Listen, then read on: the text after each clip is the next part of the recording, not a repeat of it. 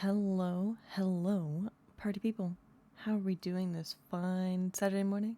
My name is Numi Bloom, just a free floating star lady for a good time, past much time. And yeah, we're back, obviously, with Dragon Age Origins. I'm so excited, guys. Are you excited?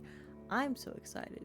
Can't wait to get back in the Thetis and do some Dragon-y stuff. Definitely. 100% what we're doing. 100%.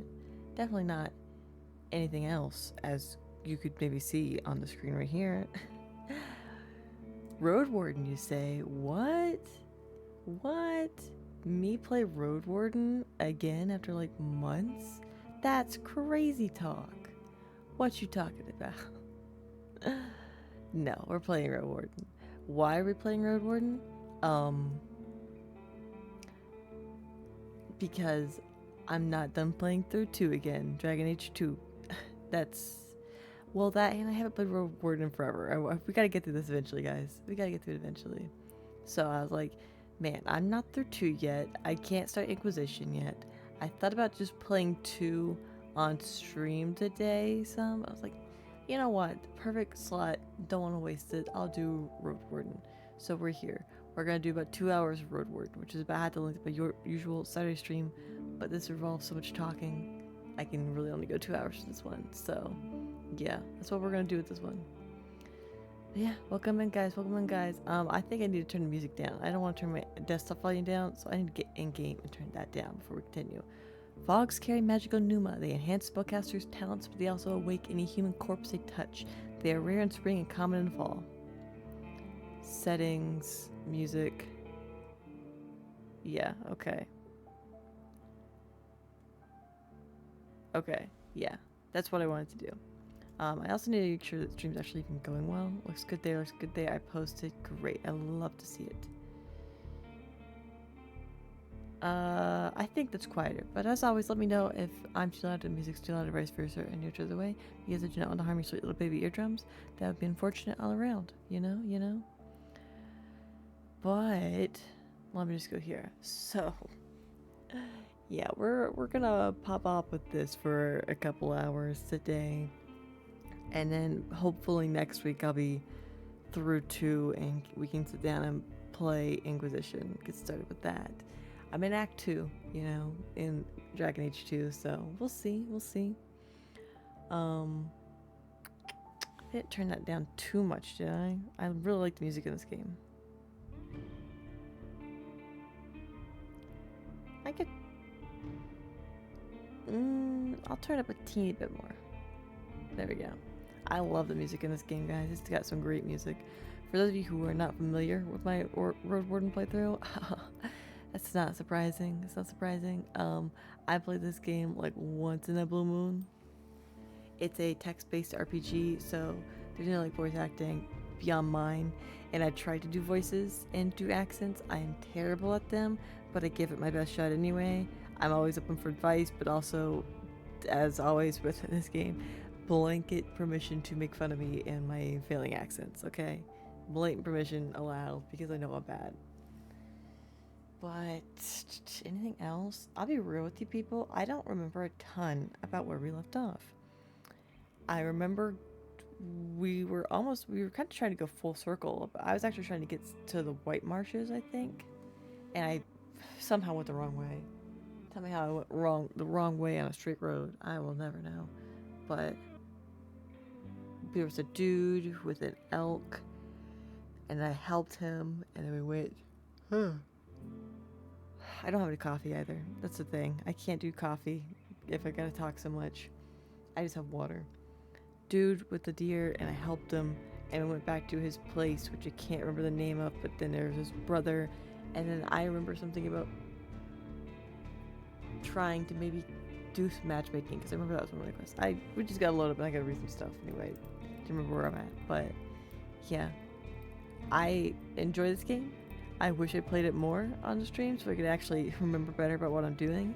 But with my Fallout and Dragon Age slots kind of taken up, it kind of just falls to the wayside, which isn't terrible. I mean, this is an action, adventure, excitement all up in your face kind of thing. But I think it's got an interesting story. I really like the world going on in here. So I am interested in continue playing this, however sporadically till we get through. But anyway, let's continue. This is where we're at. That's right, that's right. I want to actually look at my journal for a little bit. I have no completed quests. I sure love that about myself.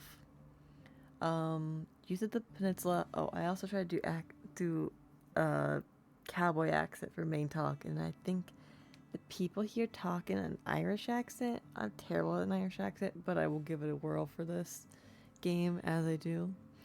But anyway, while youth of the peninsula could use help with starting families at other settlements, I can ask around, learn if anyone seeks a match for the approaching spring. Timo from Hallersdale looks for a hard-working man who'd like to marry her according to the traditions of her ancestors, then either move in with her or take her to a new home. This is my main quest. I had to leave it there for the 40th day. I can't remember what day we're on though. I don't think we're near 40. I think we have plenty of time. Gather wealth. I'm broke, so that's going so swell. I'm looking for a Stereon.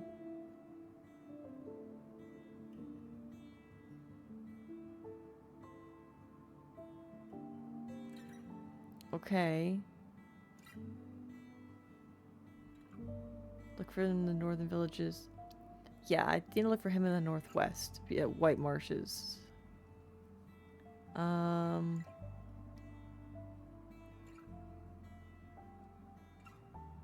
Okay, they want me to help with their bird.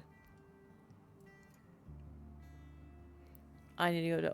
Oh god, I got so many quests in this thing.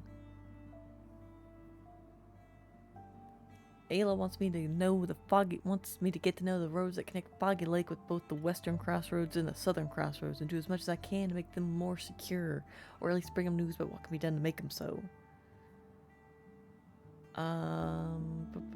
Okay. Oh, Glasha, I remember that the band of raiders.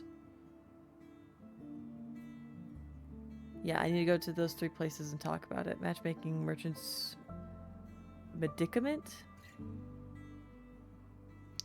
Oh, yeah. I gotta get a healing potion to him. I gotta go to... Okay, there's lots going on here. Ruined village. She wants me to spy for her. I don't know what to do about the swamp altar. And then there's lots of crazy stuff going on. That's right. I think I was just given a tour by the leader guy, so... He blows at the shavings, sending them flying to settle on the ground, then considers the next tool to select. I don't know if I've asked any of these, so I'm just going to ask him again. I've heard about the bandits. Have they caused you any troubles? Inoki, hello. How goes it, mother dear? Hopefully you're doing well. It's always lovely to see you. We're playing Roadwarden, so Dragon Age today, because I'm not done in my personal replay of Dragon Age 2 to move on to Inquisition. So hey, going with Roadwarden. God, there's already a yawn. I love your wolf fit so much. Thank you. This is my adventuring outfit with a little bit of wolf flair. I like it. I'm glad other people like it too. Sometimes you just gotta let your inner wolf girl run free, you know? But lovely to see you. Hopefully you're doing well. Hopefully you're having fun doing whatever you're doing. We just started, but we're gonna get into some of the mysteries of the world, I suppose, in this game. He makes an awkward cut with a chisel and lets out a quiet shit, and starts to rub at the plank with his thumb. Bandits, you say? No, wait. Bandits, you say? Soldiers from the city have already taken care of him.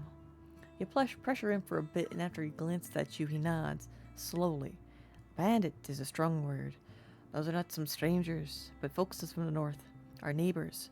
One of them is from our very own tribe. They don't target us, just strangers. You ask him again if he's sure no one from his village has been targeted so far, and after a cold eye, he reaches for a carving knife. Who am I even talking to? I cannot recall. Oh, that's my history. That's interesting. This village isn't much older than you are. What's the story? He proudly raises a carving knife and gestures you to look around. It may be a young village, but there's a lot to see. While his story is bloated with names or relationships and a step-by-step description of the growth of the settlement and bothersome creatures, you get the gist of it. The settlers arrived here 25 years ago, soon after one of the 10 cities had fallen to the southern invasion. Most of them came from the capital, some joined them along the way. They soon came to realize that none of the villages had enough space or the will to host a few dozen refugees. The folks of Gale Rocks used to have a much kinder attitude towards strangers than they do now, and they offered the newcomers to stay at the beach behind their village. Yet there was nothing for them to eat other than what they caught in the salt waters. They soon started their search for a land remote enough to not compete with the locals, and with the help of kind folks from Gale Rocks, White Marshes, Old Pagos, and others, as they lovingly states, they received enough wood and tools to turn a scrap from this plateau into a clearing, then a camp, a hamlet, and finally a village.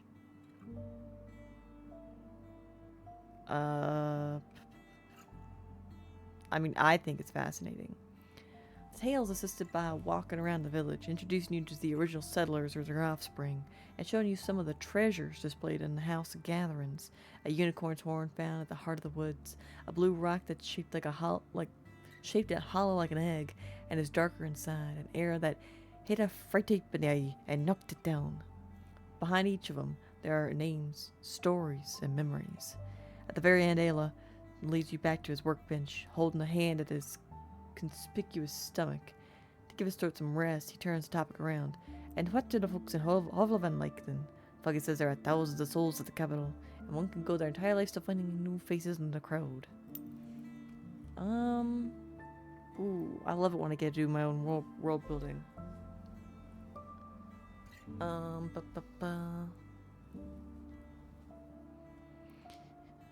It's hard to know people when you're so busy. Shop together, see company.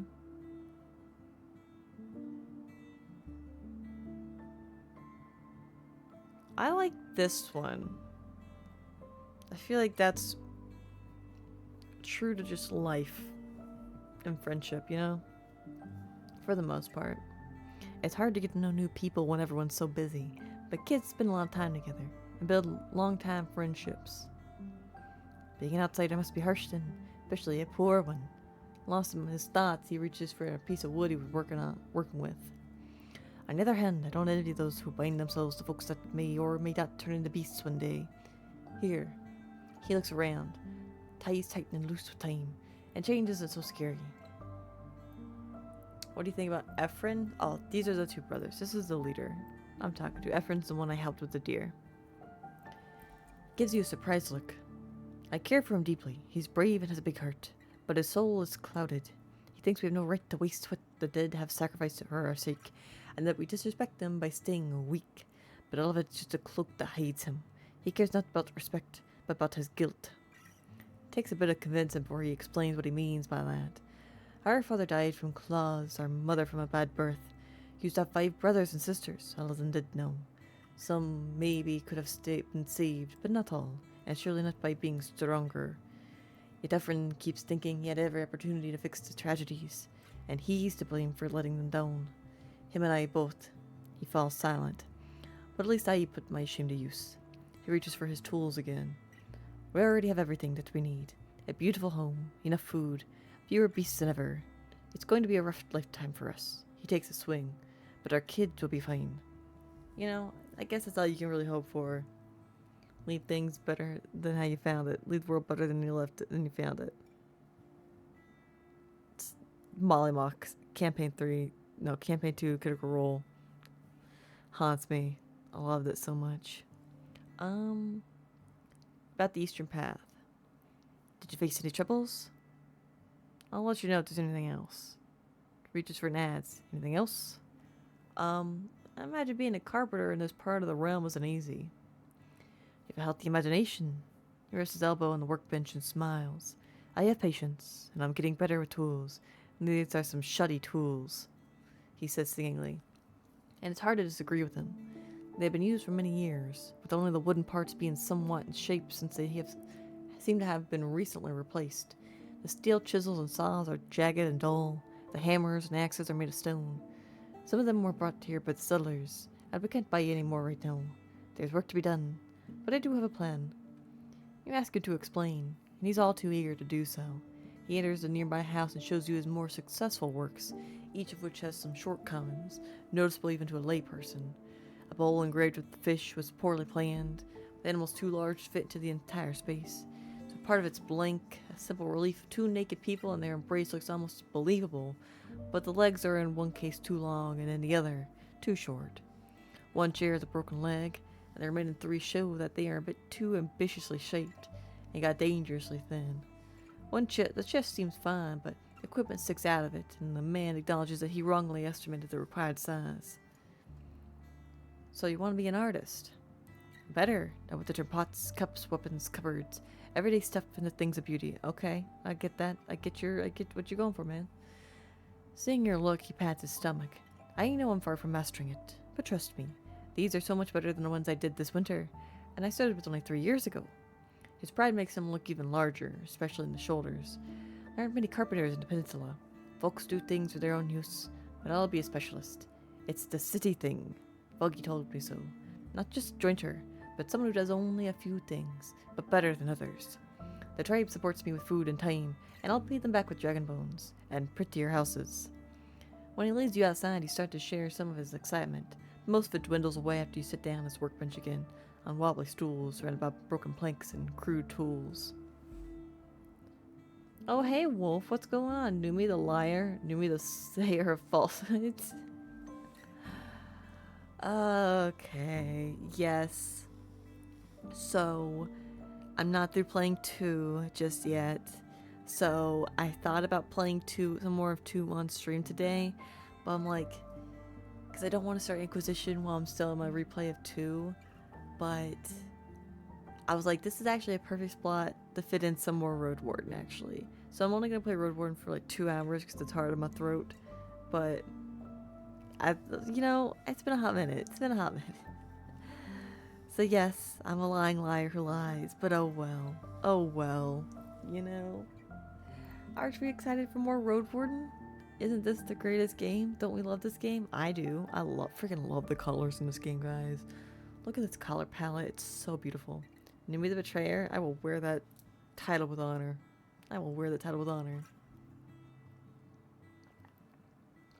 Numi the Breaker of Oaths. Only on occasion, and for good reason. See you later. Bobbert snorts at the group of kids that are trying to pull its tail. You tell him we'll run with our grandpa. Oh yeah, my horse's name is Bobbert. My nightmare horse. Horses are weird in this game. Okay, that was Ayla. Let's go to talk to Efren now. He raises an eyebrow, then the wolf's head as if to see you better.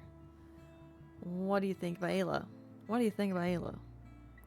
He repeats your question, making sure he heard correctly, then scratches the wolf's head. I respect him. He took good care of me as an older brother. He's boring, you know that, and hides a lot behind those smiles of his. He spends days in the workshop thinking we may be both as weak as we are now, and smart enough to prosper. There's work to be done. He mimics the carpenter's cadence. Aye, there always is. The wolf form makes up for it? Heck yeah. I love being Wolf Girl Adventurer Numi. It's always a treat. You want to ask about the weakness, but he gives you no time to speak. There's almost no folks in the older generations left. Did you notice? Foggy and old Hava are the only 2 still capable of doing work, but they aren't getting any younger, and all are already wounded. Think about the tavern keeper's lost arm. We were always lacking in numbers, blades, tools, and skills. The beast took many souls, but Ayla won't talk about it. He'd rather forget them than tie this place to the other villages, making us merchants and rotten carpenters. He adjusts his cloak, boiling from frustration, and risk the lives of the younger tribesfolk on training and hunting. We've suffered so much, yet we're becoming even weaker. He calms himself down with silence. The only hunter around? Are you the only hunter around? But of course not. He takes a suspiciously long pause. 7 of us. The tribe is small, and we have enough food without daily trips. If we catch too much meat, it spoils, so it's better to let the animals feel safe. You try to change the topic, but the man suddenly turns around and lowers his wolf's head. Well, there's just one issue. 3 of my friends left the village just a few days ago, and they haven't returned yet. But they should. Ayla's going to ask questions, and soon. Aren't you worried about the other hunters?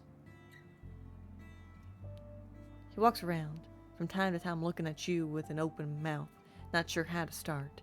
Takes off his heavy cloak and looks you in the eyes. They'd left for a few days to seek and kill some big game, each of them a different one, then bring all of them for me to judge. His confident voice falters when he mentions his own part. The winner would have cut me prey at the greatest prize, rarity, utility, and of the greatest threat. He turns away and lowers the wolf's mouth. Tell me more about those three. They are hunters and fighters, but also close friends. If one of them was in trouble, the others would have done all they could to help. They've been in a team for years, and were planning to start a family this winter, you know? Their last big adventure before Dahlia's belly locks her at home. He gives you quite a tale of their deeds and features. Dahlia is the bravest of them, with strong legs. She has simple ways and looks for beasts in the open by the roads. Her hair is light, always tied in a single braid. Admin is a man who seeks paths and challenges. He believes that seeking knowledge for the peninsula will bring the tribe ways to survive hardships. He is smaller than the others, and knows more about dressing the wild game than any of us. His arms are small, so he often places traps. His hair a bit darker than Dahlia's, but short, just like his beard. Vashel is not the man, though they were born with a prick. I never know where we're gonna go with this game. I never know what kind of... the setting... The language, the world building is crazy in this game. I love it. And there's browns and greens to blend in with the trees. They hunt like a gargoyle, hiding among the leaves, jumping at a creature when it gets close. Because of that, they have often roamed the woods, even those that are far away from the village. Okay, so she's pregnant. Admin's kind of crafty. Vashel is more stealthy. Gotcha.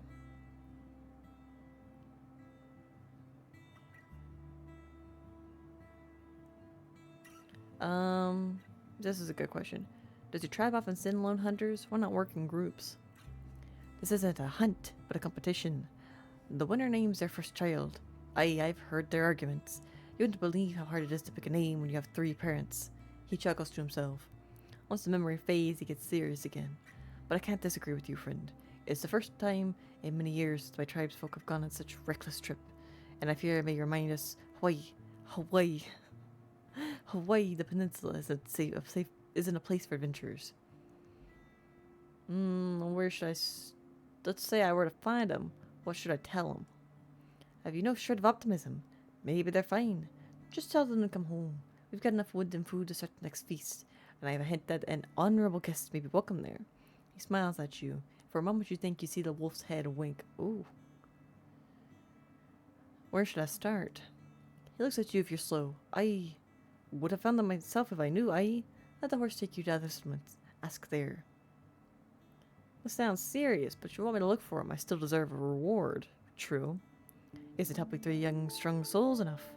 Seeing your look, he raises his voice, draws his obsidian-edged club, and touches his chest with it. Then I will loyally assist you, friend. For your brave deeds, you may count on me on a day of great challenge. As he lowers his weapon, he winks at you. And others will be grateful as well, you know that. Is he wearing wolfskin? He is.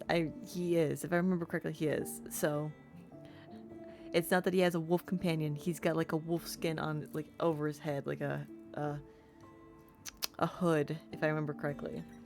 It's been a hot minute, but that's like how I'm picturing him in my head. Kill him? No. Clearly the wolf skin is like magicked. It's magical. It was winking and everything. I'll tell you if I find anything. Thanks, friend. And if all you have is a tale of their dead shells, bring me something to prove it. A trinket, a weapon, a thing we can throw into a pyre. I'll try. Looks at the sky. Are we done yet? Do the hunters from the Pell of the North hinder your job? Nah, they only get closer when they chase after wounded prey, so our woods stay mostly the same. You could have another village twice our size. He glances towards the gate. Halfway from here to Pelton, there would still be more than enough game for every belly, so long as they would forage and set up farms. You ask him if he's ever considered joining professional hunters, but he takes off the wolf's head and gives it to you so you can take a better look. It's weirdly warm from the sun. That's the only wolf any of us felled in the last 5 years, you see. Not that we're cowards. He suddenly raises his voice. Our trade just isn't like the big game hunters. I place fish traps, put glue to catch birds, shoot rocks at rats and rabbits. When in a group we may seek roe deer or aurochs. He takes the hat back and looks at it with nostalgia. Those Indians seek trophies, not meat. So they hunt for big beasts, ones that, fight back. Our ways are different, but I like that bunch. At least they smile, unlike the others on the peninsula. Hunters will always find a common tongue. Once you see enough blood and guts, you have to laugh or go crazy. What do you know about the road running through the heart of the forest? I know to avoid it. Blood there. Seeing that you're waiting for a longer tail, he adjusts his heavy cloak, spending a good minute on making sure you understand it's a dangerous place. You'll do better riding around it. The northern road is the safest. He concludes. After you insist that any sort of guidance may be of use, he scratches the wolf's head. I've heard from a friend that gnolls are moving there. Those very small beast folks, He moves an open hand close to his hips, portraying the height. They'll threaten you until you give them some meat. It's all they eat. No fruits, no, I don't know, bones. But it's the fright apes that scare me the most. And there's an entire family of them. Trust me, if you ever hear the terrible scream of a human somewhere, and the tree crowns, run as fast as you can. Don't seek it, and certainly don't fight it. Just run as fast as you can.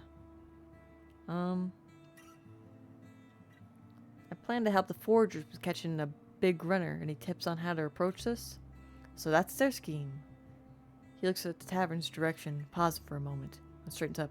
Ah, so you're seeking advice from a more experienced hunter. He pats his chub proudly. Well, there's the usual stuff.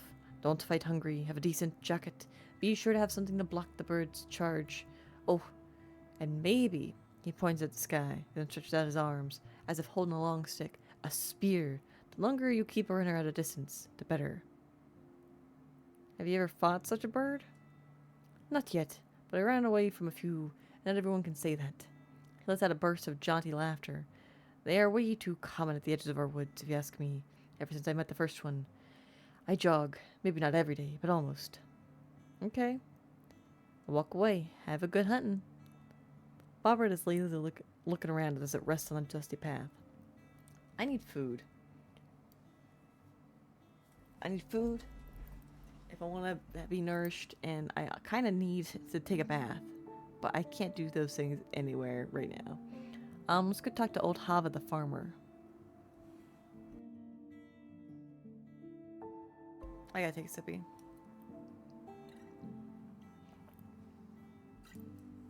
This game is rough on the vocal cords, people. You follow the path between the fields, witnessing a one-sided conversation between old Hava and a barely adult man. She orders him around, pointing at various plants, criticizing the sight of weeds and addressing the fancy clothes he's wearing. He observes his red-dyed boots and lets out of his leave sigh at your arrival. I better change, he mumbles, heading to the main square. Stinky? I am a little stinky. My face is dirty, but I seem healthy. Congrats on the points, Wolf. You're so good at that game. I'll step out of his way. The woman spares you a right glance. No, don't. The woman spares you a wry glance, then turns away, focused on the struggling vegetables. She's the only person in the village who wears clothes made of plant fabric, but they're weathered and covered with decades-old patches. Her hands, clasped behind her back, are constantly twitching. How are you holding up from the squats? Oh man, I am sore all over. My legs, okay. My thighs are a little sore, but freaking my shoulders. Oh my god, yesterday, Wolf, my shoulders hurt so bad. And even now, they're kind of achy. It's just like, ugh. Like, it's just, ugh. Ugh. Ugh. And all I could think about is how many more exercise I'll have to do next week when I go fight those dudes again, because I did not defeat that battle. It's still ongoing. I just paused in the middle of it. Ugh. I don't have any coffee. That's why I'm yawning so much. Poor baby. I am a poor baby. Everybody should have pity on me. I have no coffee right now because coffee is not conductive to me reading this much. So I just have water. Oh. I can be friendly, playful, distance, intimidating, vulnerable. Let's be friendly. I'm so curious about the vulnerable. This is the kind of game I definitely want to play again. It's like that with most RPGs. Most games I've played thus far on this channel have been, man, I want to play this game again. How you doing? No. How you doing? After a moment, she turns to you slowly, chewing on her bottom lip. I'm doing my break. Say what you want, and fast. What do you got for sale? We sold what we had. We're like hunters, knees. She looks at the wrinkled vegetables. We'll go into a stew, if they're even worth picking. Not noticing it, she grabs her left forearm with her right hand, but doesn't stop twitching. We always have a fish trap to spare. We make them just in case. A large basket. Put it in a creek and wait a day or two until something swims inside. I'll sell you one for 2 dragon bones. I am broke. I am so I have food rations, so that's decent. I am so broke though. There's my horse. Where did I get a crossbow from? I don't even remember that. And if you'd rather eat something right away, she carries on after a short pause. Our cooks will spare you roast grouse or a chicken. It'll be cold but fresh. We always have one. You never know when there are maggots in your supplies, and kids shouldn't skip a meal. You ask her to tell you more, but her patience grows thin. It's the best late roast in the north. We have plenty of spices to it, so spoil slowly. That's it. Fine, show me how this trap works. I'm broke. And I can't. I have one. I can't spend on that. Thanks. She cracks her knuckles. I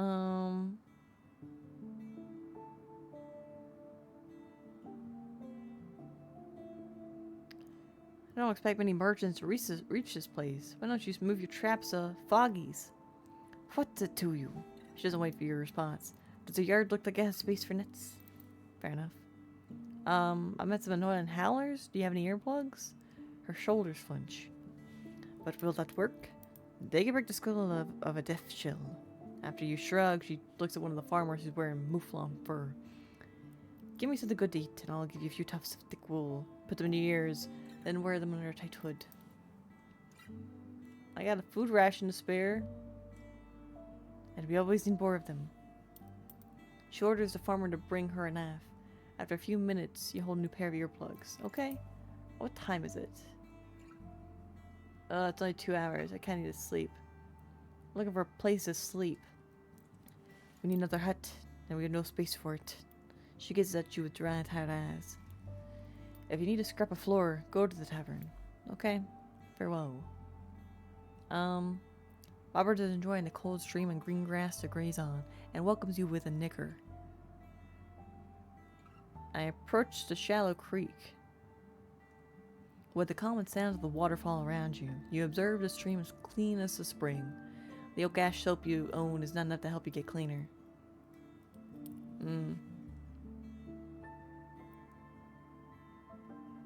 I step away. I kind of want to jump into the stream. I'm going to save. I kind of do it. I jump into the stream. There's no fish or plants. I got a new appearance point. That's great. There's no fish or plants. Nope, wrong accent. There are no fish or plants to bother with, and your feet find mud among the not always smooth pebbles.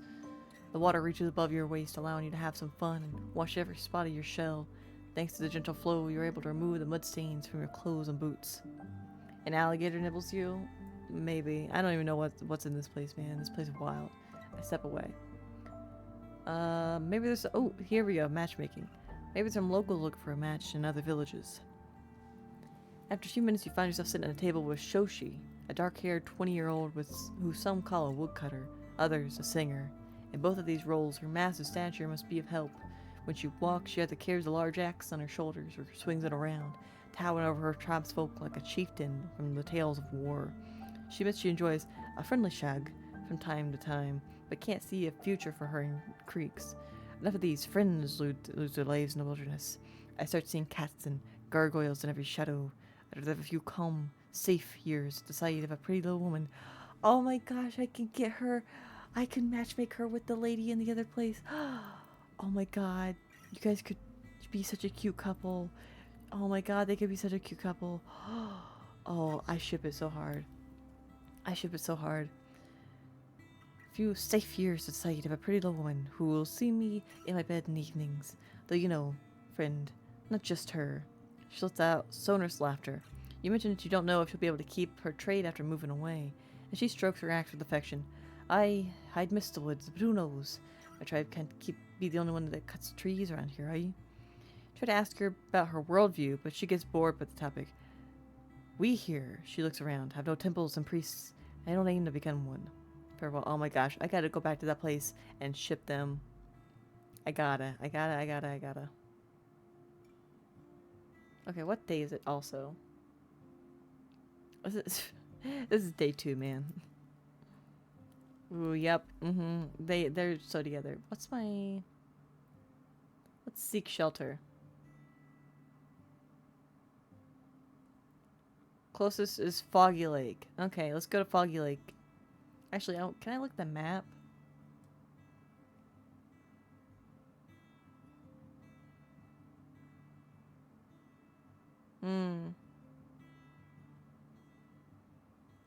Yeah, I kind of need to go back to Foggy Lake. I'm really curious how far this goes. I can't go too far. I'm only on day 2, so I should have plenty of time to go around and then be able to come back. So yeah, let's go to Foggy. Seek shelter. Let's go to Foggy Lake. The screeching birds are sitting on the logs of the palisade. Some of them observe you, but the group doesn't cease its squabbling. Dozens of feathers scattered around the yard, as well as some bloodstains on an apron that's hung on the fence. I enter the tavern. Someone is snoring in the attic. Foggy's sitting on a stool observing the dishes in the bucket.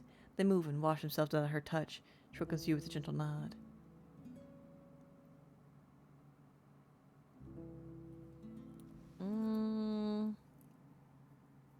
I spoke with Caius. I wonder...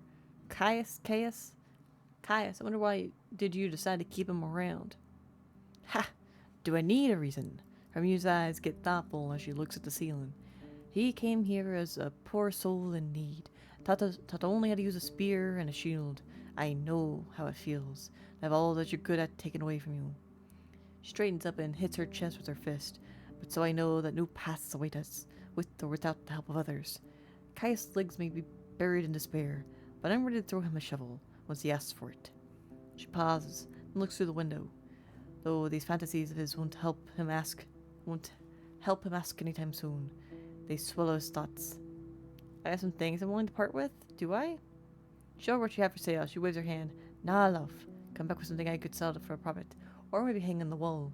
You collect your belongings. Time for me to go. I'm gonna sleep.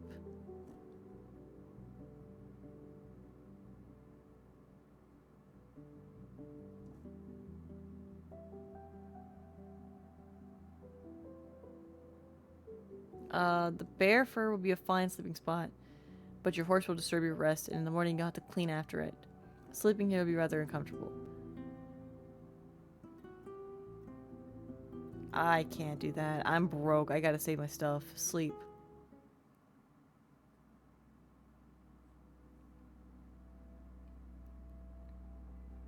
Ooh. The monster's shouts wake you up.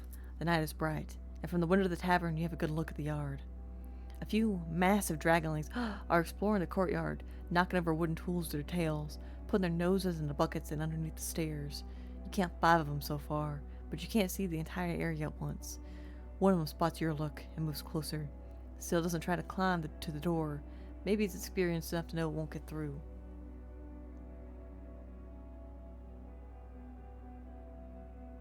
I sleep with an axe in my hand, man. It's an exhausting night. Oh man, I'm starving. And I'm filthy.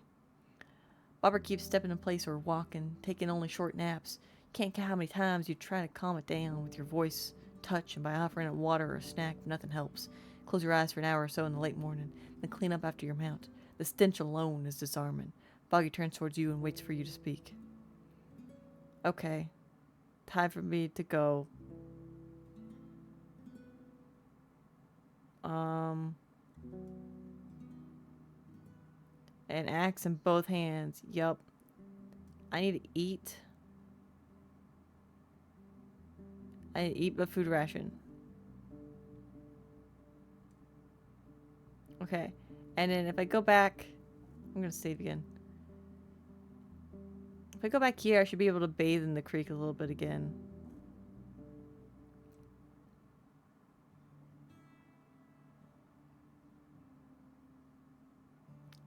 Creek, jump.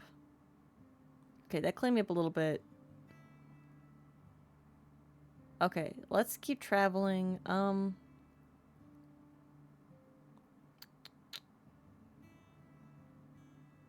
What day is it actually? This is day 3, right? Before day 10, I need to go back to Old Foggy's and I need to find a health potion. And I think I need a health potions down this way. So, let's go down. Ooh, statue. The air is fresh, just as it was in the tavern. The light touches the road and shrubs, blocked only by the single willow, wild and untrimmed. You're by a lake, too large for you to see its other bank, but the local soil isn't too fertile. There are only a few trees in the horizon, while the struggling bushes and grasses fought with layers of rocks. In the south, you see uninviting hills, cut with tiresome roads. A gray rabbit is cleaning his fur near the brook, but the sound of hooves makes it hop towards a near shrub. Right after it sinks into the leaves, you hear it squeal, cut off quickly. Whatever its hunter was, it leaves behind only the rustling of the thicket and a trail of blood. You wait for a long minute with a hand on your axe, but the creature doesn't return. You relax a bit, and then turn towards a stone statue of a young woman. I ride a bit closer to it. Such a monument would be better fit for a temple, or a rich city folk's house. Here, without any cover, it's already losing its shape from the rains and dust. Chunks of the face and hair have already broken off. It has detailed eyes and human-like proportions, and the clothes are like fabric petrified by a spell. The statue carries the usual travel equipment, a walking staff, a gamson, simple pants, now covered by leaves. It's a shame to see it deteriorating. You observe its delicate face and the broken fingers, last bits of which still hold the staff.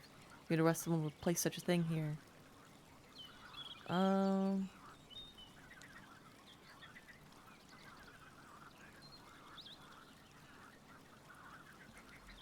Ooh.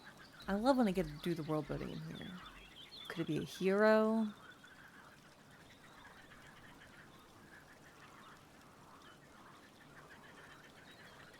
I kind of like this. This one's a little sad, but I kind of like it. It was made in the likeness of a person who placed it here. She wanted to be remembered. There are no answers to to find in the statue's absent eyes. Get rid of these branches, clear the space in front of the statue. What for?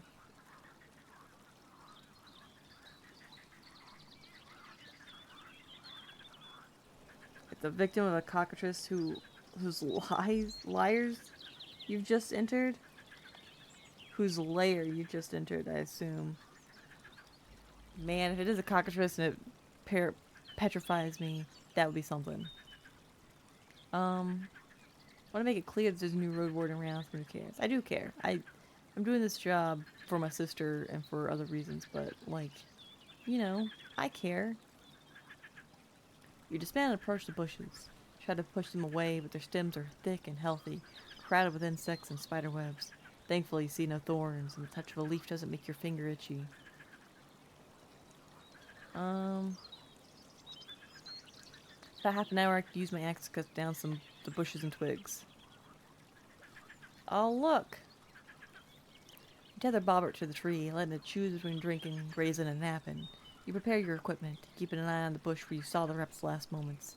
Use your weight to move the plants to one side and cut right above the ground. The stems are healthy and flexible, so getting through them is rough, but you have enough strength to deal with them in a couple minutes, then throw them into the lake. The work goes on for a bit, but once you're done, the statue stands in its former glory. A couple old offerings are still on the pedestal, polished rocks, bone figurines, and moldy bowls and plates that used to store food. Excuse me.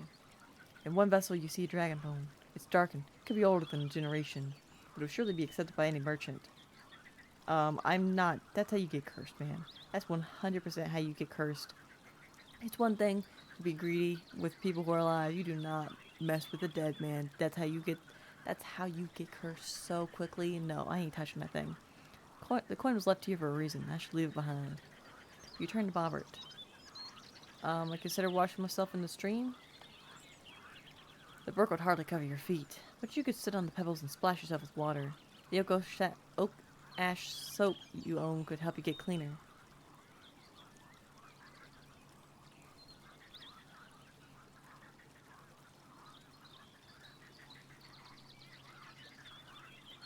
I'm good right now. I don't want to use it just a second, just yet. Step away. You turn to Bobbert. Okay, let's keep traveling. Statue of a woman. I really need to get a fish thing. I really do.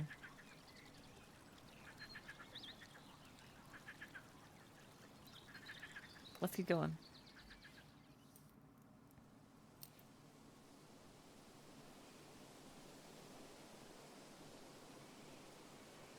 The valley is flanked by the hills. To the west, the grasses and bushes blend into the horizon, and turn into another part of the forest.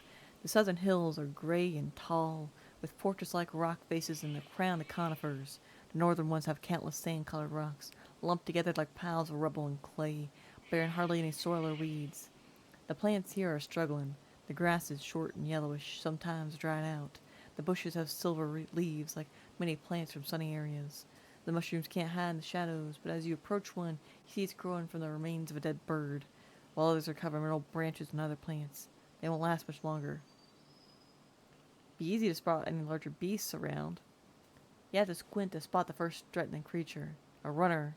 It is in the far east, close to the hills, though it completely ignores you, walking around and observing the grass, looking for its next prey. You don't have to worry about it for now. There are boot prints in the road, as well as in the short grass, fresher than even on the western roads. As many mushrooms were cut away with a knife, you notice a few berries on the shrubs. You conclude it's a foraging spot for the people from the north, though there doesn't seem to be much food left. Almost no prints leading further south. I could try to forage for a bit. You let Bobbert keep itself busy while you walk around, looking for anything edible. It takes a fair bit of time. You don't plan to carry around raw mushrooms and bugs, and the wild vegetables need to be washed before you put them in your bags. Finally find a few handfuls of plants, fruits, and nuts. Next time, however, it's not going to be so easy, especially since the runner, a bird both taller and wider than you, observes you carefully, at first from a distance, then circling around you. After about half an hour, you hear its piercing screech. As the creature runs at you, shaking a beak larger than your head, you throw everything into a sack and get in the saddle. I should avoid this place with the beast thing around. I wonder if this is the bird me and the people from Foggies are gonna go after. Um. Okay. Okay. Travel. What time is it? Okay, travel. Let's keep going.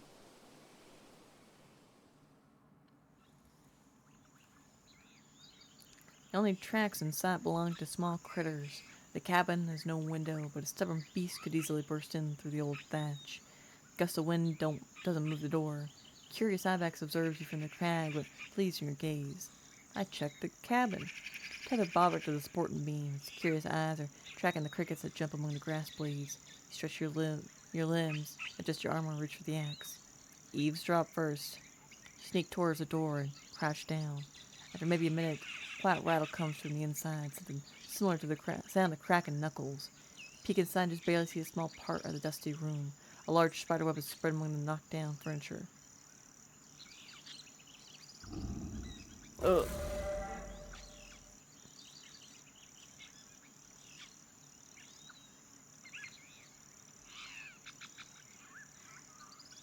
Okay. Oh, I don't know what to do here. Why isn't there an option to be like, hey, anybody in there? Hello? Save. I gotta take another sippy. Stop with the noises, man.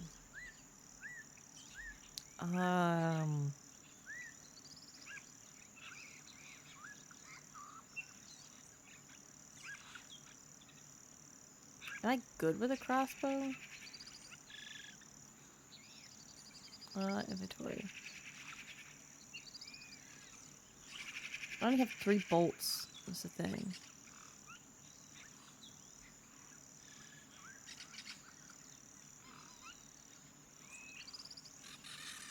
Mm.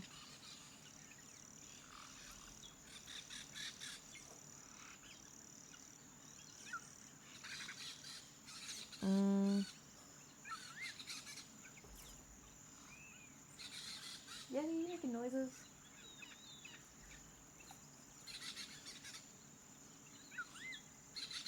My cat's coughing. I was like, what the heck is that noise? It's a Yeti.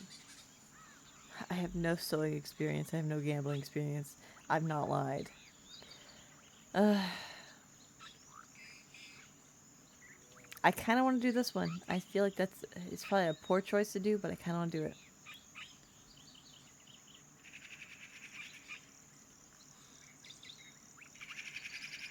No. You know what? I should leave. Flowers peacefully grazing the grass. Enter the cabin. I'm gonna do it. I'm gonna do it. I grab my axe and get inside. Ooh. It's a spider, it's not a person. A spider looks at you from the center of the web. Its shell is larger than your head, and the thin legs are longer than your arms. Its countless hair blends in with the walls. They're brown, gray, cream. What do? Well, let me think.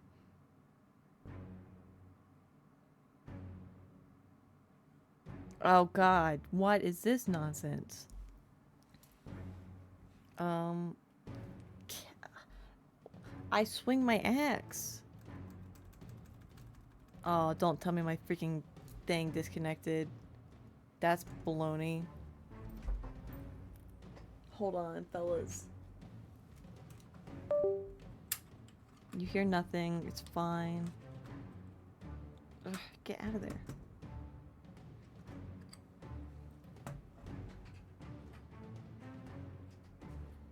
Right in the middle of a fight.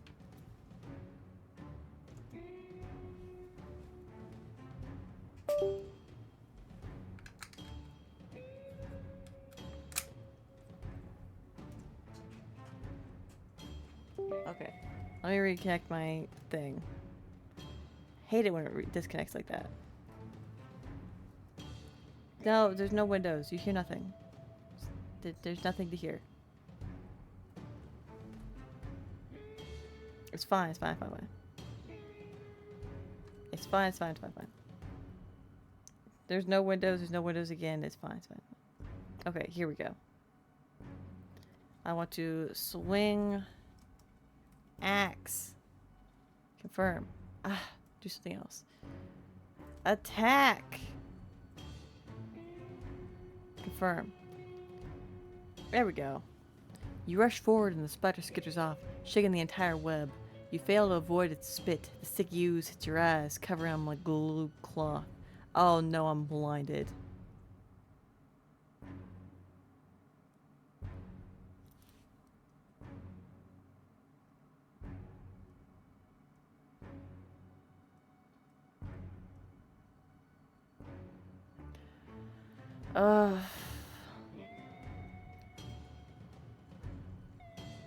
I can still hear it. I feel like if I just swing it with abandon, it's gonna go badly. I wait for it to get, so I know it's getting near me, and then I dash at it fiercely. The charging spider can't escape your confident swipe. The sack of flesh smacks the floor and clicks in agony. You hear only your own heart and the chirping of the insects outside. You're getting sweaty. Your eyelids can't even blink. You drop the axe on the floor and sit on the threshold blindly.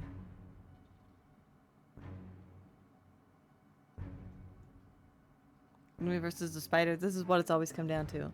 This is what it's always come down to. Um, yeah, I don't think I can take my time. I'm gonna go quickly, but watch out for my eyes. The saliva clings on tightly to your skin. You rip it off, suffering after every pull, but the results come quick. You slow down when you get to the eyelids. You're grateful for your reflexes. At least you still have eyes. You get to see the light slowly, then the shapes. The thing turns out to be gray and white. How much health did I lose? Oh, I should take a break. You stand up and look around. The room is covered with a thick layer of dust. Getting through the web could be risky. A single thread won't stop you, but a bunch of them could grapple you for good.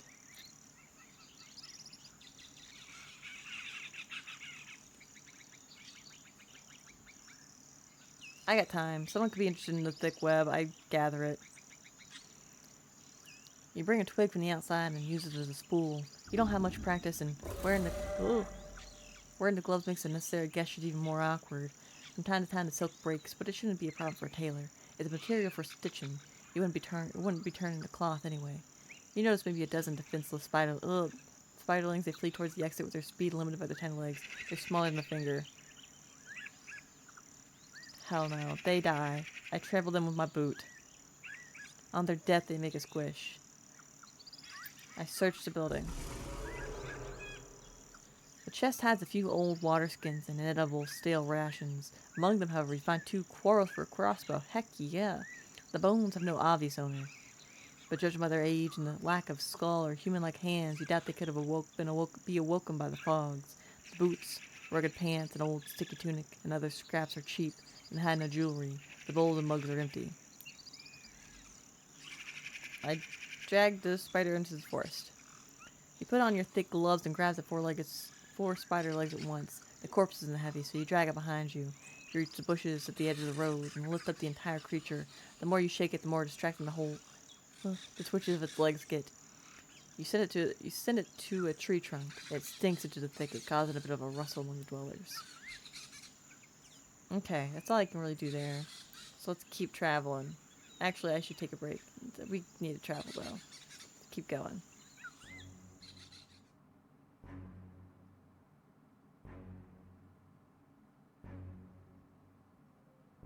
Maybe I shouldn't have traveled. I only have 2 health. This may be a bad idea.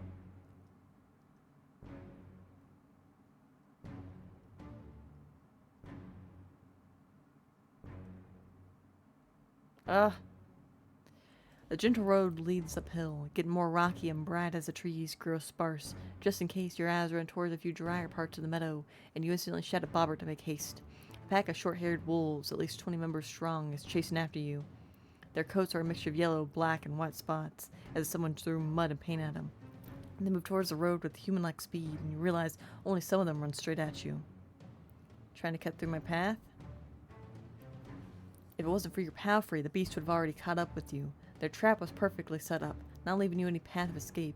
Your terrified mount is disciplined enough to stay on the beaten path, and even though one of the big-eared wolves almost sinks his teeth into your mount's thigh, you manage to squeeze between the hunters. For the next few minutes, you do your best to get further away, and while your gallop is indeed faster, the wolves easily short distance by moving through the sparse forest. You cross a weird river bridge made of stone slab, but the chase doesn't stop yet. Maybe you have something I could use? You think about your sacks and bundles, but the pack won't wait for you to sort through things. The group gets larger the further you go, as even more of its members, previously hidden among the rocks and grasses, now join the hunt, allowing their tired family members to slow down. You may be able to lose them after some time, but scaring or wounding some of them may force them to give up their prey sooner. As much as I hate to fight wolves, I do have a crossbow, and I just got 2 more bolts. Yeah, we can do a little bit of that. My crossbow's ready. Reach for the drawn crossbow and bolt, then lock your sights on the closest creature. You wait until you learn its rhythm, then shoot once it's midair.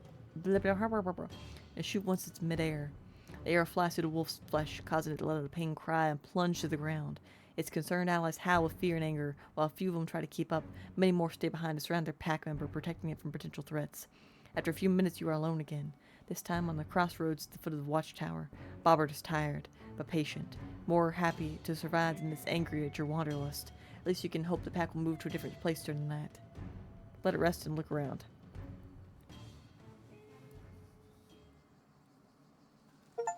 Oh. I got an achievement. I traveled to the 4 major crossroads that connect the peninsula. Heck yeah. Well, the hills are full of life. You don't hear anything. Bird, excuse me? While the hills are full of life, you don't hear anything coming from the watchtower. Its upper level lacks a wooden platform from... Bird, shut up! From which the guards could fire their crossbows or drop stones on the opponents below. So this place was not meant to be used in combat, but rather as a shelter from claws and fangs. Such structures can be found in especially untamed parts of the Dragonwoods, used occasionally by travelers or patrolling squads. Since the end of the war, the cities can't find enough people and dragon bones to keep them in good shape. You see no footsteps. Ugh. No lights, no fresh trash or a latrine. The birds are preening their feathers on top of the tower, while the branches of nearby trees are swaying in the fierce cold wind. Cook the bird? I don't have a bird to cook. Oh, the bird that's screeching, yes. I'll take a look at the signpost. The planks and letters are damaged by decades of rains, frosts, borers, and claws. You scratch some of the moss. There are different tree planks on the signposts, each one pointing in a different direction. The letters don't tell you anything. The plank on the top points in both south and north, but there are no pictures that would tell you anything more than that. The one beneath it points east, and there's a word written in blue paint. The arrow here looks more like a... Jesus Christ. I mean, I love the atmosphere, don't get me wrong. That's a wild bird. That bird is crazy. Looks more like a magic word. Magic wand. Bottom plank has a picture of a tall tower surrounded by little houses and points west. The wood is covered in red paint, suggesting danger. I examined the campfire spot. See a shattered bowl or remains of a meal from many years ago. However, the firewood and the lonely stool are not too old. You don't doubt that the watchtower seems less threatening to wayfarers than the wilderness around it. Check the spruce trees. It must be a human-made copse. Only the smallest of the spruces are out of order, born of wild seeds. The largest trees are as tall as the tower itself, which surely doesn't help those who are meant to observe the surroundings. There's also some stumps, most of which used to belong to young saplings. These trees are likely meant to be sold to carpenters and coopers. There's another yawn right there. I need to take another sippy.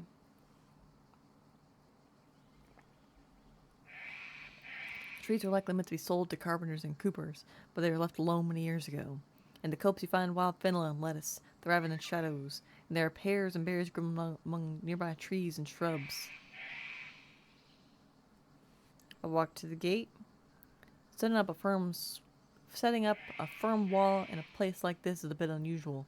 It goes on for no more than 40 feet until it connects with the natural rock face. Such a structure could be found near the city, acting as a checkpoint at which to stop any travelers to search through their belongings or request a fee. But in the middle of nowhere. Ugh. Deer and other animals used to run in here with no hindrance must have been more than annoyed. A risky investment. Touched the gate with a high quality wood, previously soaked in oil and now mostly wiped off. It was left open and you don't see any wooden bar that would be used to lock it. Try to move the old planks, buried in dried out mud, but with no luck. It would require some wearying digging. 0 to 10 game. Bird too damn annoying. It's kind of hilarious, honestly. Approach the entrance. Take a look at Bobbert. If necessary, he could bow his head and walk inside. This place could be a decent shelter for both of you. The planks are strong, heavy, well protected from rain and wind. When you knock, they seem to be thick, or the door shakes at your push. It won't open.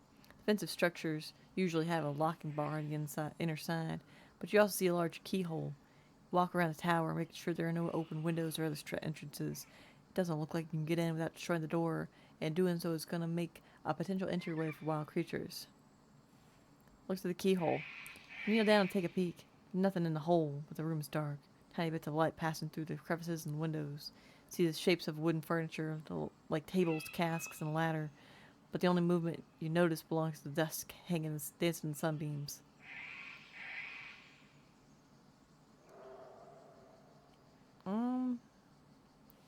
I don't want to go in there just yet. This could be a good spot. I don't want to break at the door.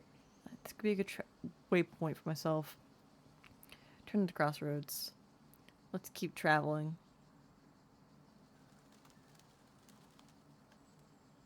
Oh man, I don't know. What time is it? Got 6 hours to keep traveling. Travel this way.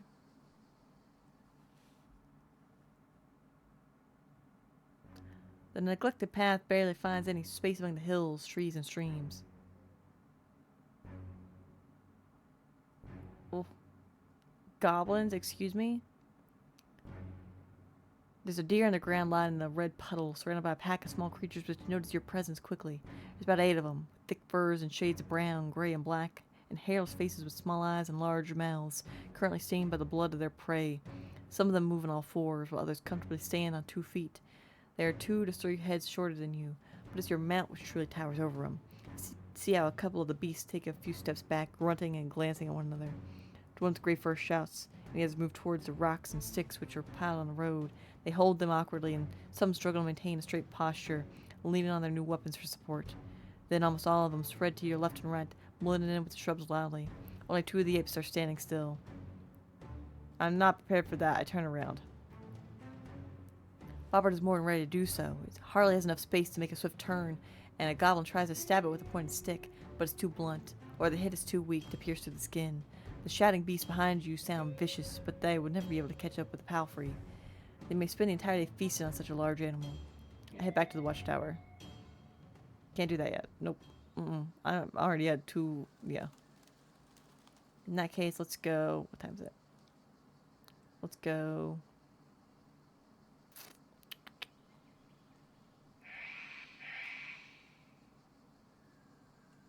This way? No, let's go this way. First part of the trail is narrow and overgrown. A steep crag in the south divides the lush forest in half. You barely recognize any shapes in the entanglement of grays, browns, and greens. The northern landscape, while similarly impenetrable, is the exact opposite. Meadow turns into barren hills and mountains, rarely covered by grass and bushes. Maybe the red ibexes. Excuse me, I'm so yawny today because I don't have my coffee. Northern landscape, while similarly impenetrable, is the exact opposite. The meadow turns into barren hills and mountains, barely covered by grass and bushes. Maybe the riding ibexes of the clanspeople from the Grow Mountains would get through such a barrier. There are no clans here. I know, I'm so yawny today.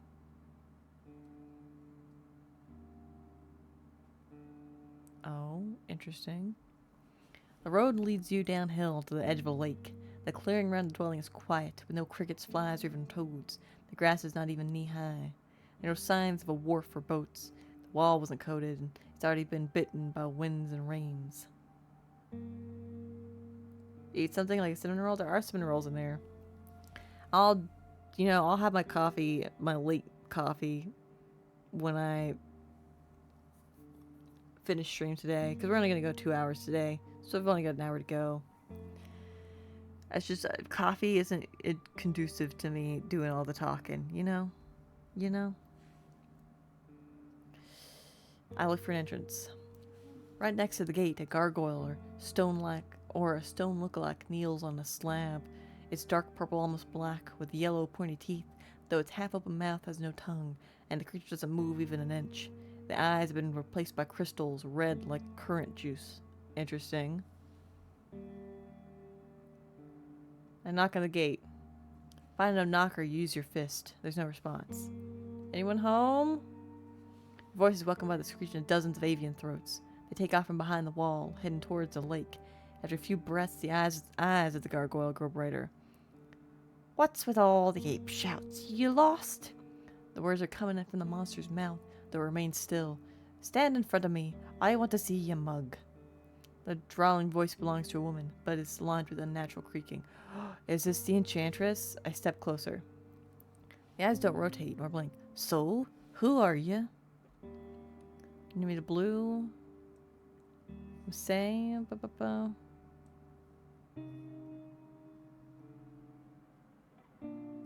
I mean, be friendly. I'm Numi the blue, the new Roadwarden. I hope you're having a great day. That's a little bit much.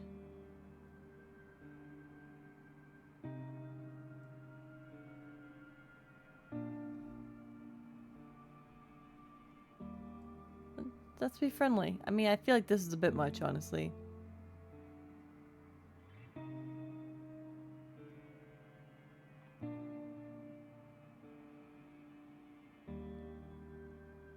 Let's be vulnerable, actually. I like this one better. I introduce myself. I'd like to ask you a few questions, if that's fine with you. Is that so?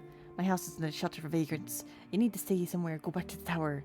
Do you know who I am? I don't, I'm afraid. I'm just getting to know the realm.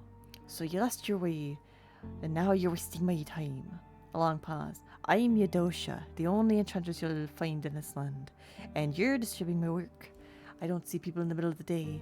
Return in the early morning, or a few hours before dusk, if you have to. Best yet, don't bother me at all. I figured that was the enchantress. It's interesting. The monster's eyes darken again. Your man is ready to ride away.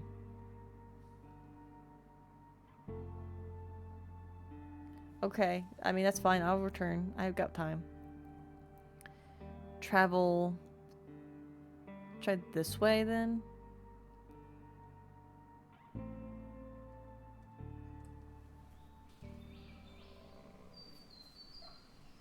The path leads downward through the hills. The forest gets thicker, and the signs of human touch are rare. The lone, large boulder surely draws attention. Can't guess its age, but the paths around it suggest it. Paths around suggest it was passed plenty of times already. She stopped Bobber to take a closer look. There remains a red painter covering the eastern side. Same message that was the one you saw at the southern crossroads. Don't enter. Danger ahead. You look down the dark road and hear the distant roar of a dragon. I'm not ready for that. I'm not ready for that.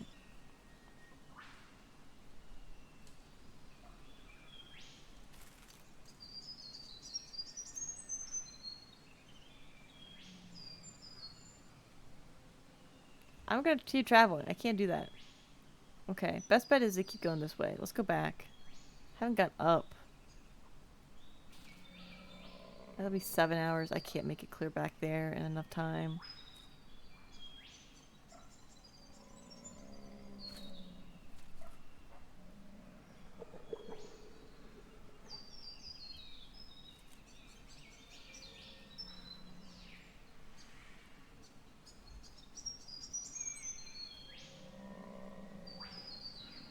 Um, how much time I got? I got 5 hours.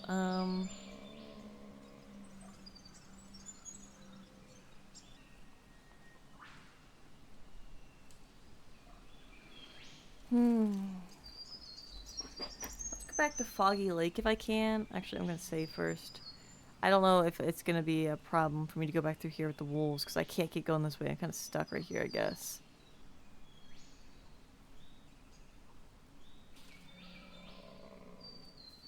Let's go to Foggy's.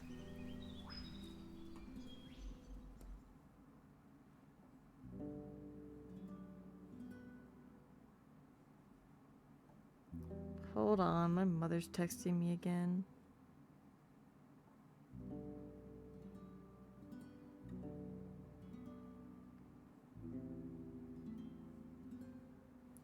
Okay. Oh, foragers are here.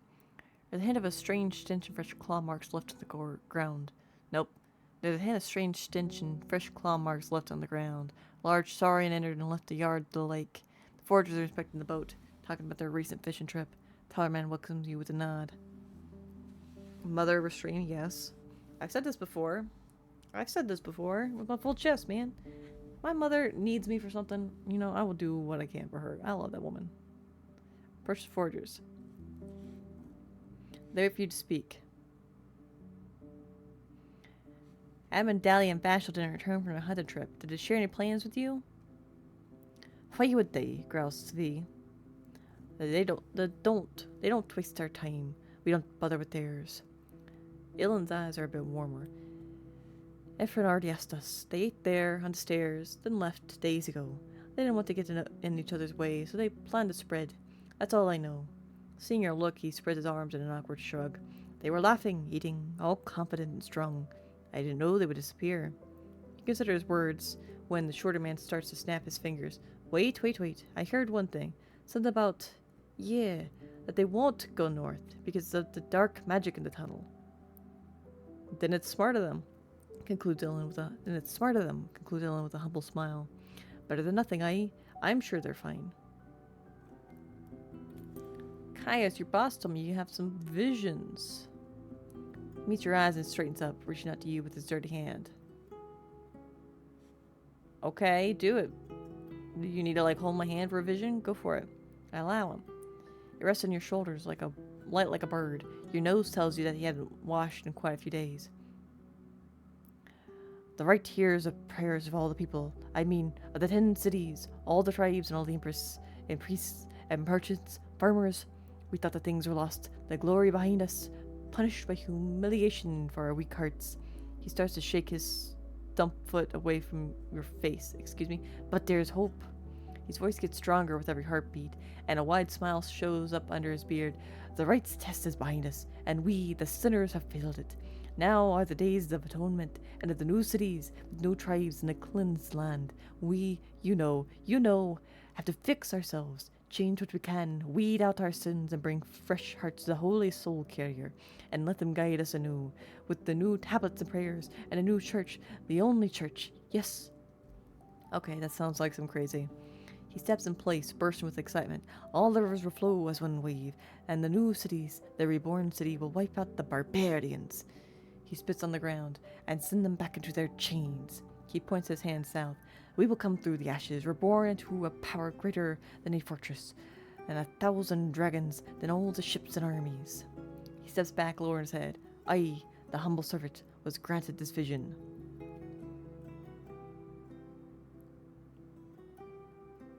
Don't I worship the right? Hold on, let me go back to my character. Yeah, that's my religion. I pray to the right and follow the river of freedom. Okay. That still sounds like some crazy talk from this guy. Hold on, let me look at the archive. No, I want to look at journal, groups and places, glossary, religion. Here we go. Write and sacred tablets. Here we go. That's what I need to read because I don't know enough about this. Rites tablets were written almost 2,000 years ago by many authors. After 500 years, Adu, the first emperor, turned some of them into a collection of religious teachings. The Rite is the monotheistic god described in Rites tablets. They tell about superhuman deeds of colorful heroes struggling with symbolic challenges and creatures. They don't focus on a specific ethnic group and were created when the northern tribes were still far from forming shared identities. The tablets also don't explain much about the creation, purpose, or destiny of the world, focusing more on daily life and ethics. The passage of time and the complexity of these sources makes them confusing, almost incomprehensible, and they often contradict each other. The churches put a lot of effort into analyzing them, yet often disagree on even the most basic topics. The teachings most preach agree on are that the right is the only God, who fills human shells with souls, is willing to forgive human wrongdoings if one decides to turn away from their evil deeds, and bases their lives on truth, kindness, and justice. The value of one's life is not grand, thus every believer ought to be ready to sacrifice their life in the name of what's right, and listen to the right's will, just as the heroes of the tablets did. All humans will be judged by their deeds, both in this life and after death. Okay, I don't see anything like crazy red flag about that. I mean, talking about sacrificing is always a red flag, but there's no like, I'm not saying anything too crazy. Like they even say it's incomprehensible, hard to find one basic moral code or ethics, but the shortcut says do good, be kind, strive for truth, which is not, I don't think that's a bad thing to strive for. I think those are all good things to strive for. What did he even say again? But there's hope.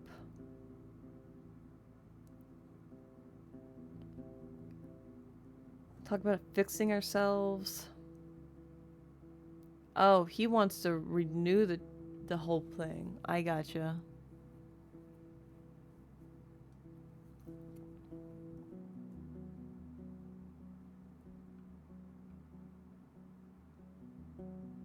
Okay. Boring? Excuse you. You're boring. What you gonna do about that? I'm not necessarily enthusiastic, but I also don't feel the need to lie about being enthusiastic, so I see. Okay. That's cool for you, my dude. Oh god. He gives you a harsh glance and walks away, nodding and raising his voice. Open your heart, or the wave will take you too. Svi presses a clenched fist to his lips, stopping himself from laughter while Ilan looks at the prophet with concern. Don't push him any longer, friend. He told you all that is ready. Okay, I walk away. It's 2 hours for dusk.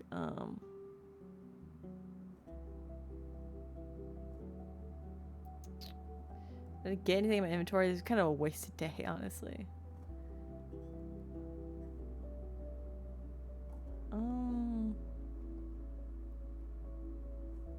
Foggy might buy my thing.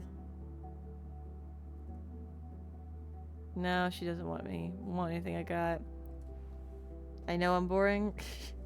Open your heart or open your heart for you? You open your heart first. How about that? Okay, let's go ahead and sleep. I have 1 coin. I cannot spend it. Sleep. The sound of rain wakes you briefly. Before your turn to sleep, you think about your plans. Riding in the mud is difficult. Bobbert will have a rough time, especially on the unpaved grounds. Maybe a good day to take a break at an inn. Okay. Like most people, you wake in the middle of almost every night. Okay. Before your second sleep comes, you spend an hour or two taking care of your belongings, shell and stole. Some people spend this time with their friends, families, or lovers, but your routine is different. You don't have to take care of essential tasks. I'm gonna take care of my Bobbert. I gotta take care of my boy. I check on Bobbert. It's a good time to brush and make sure he has everything he needs.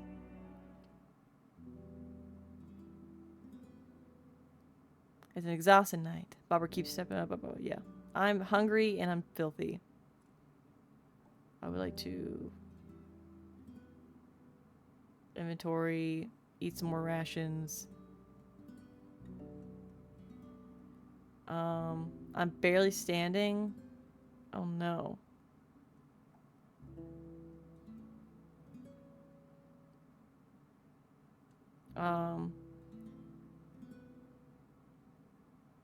What's resting going to do?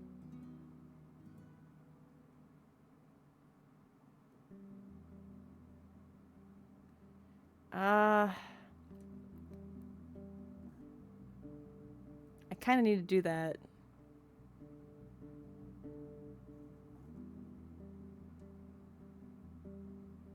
Yeah. We got time. Let's just rest.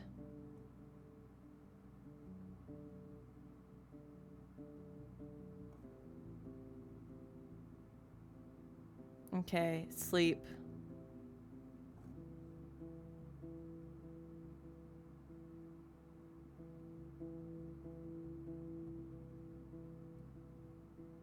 Ugh. Sleep.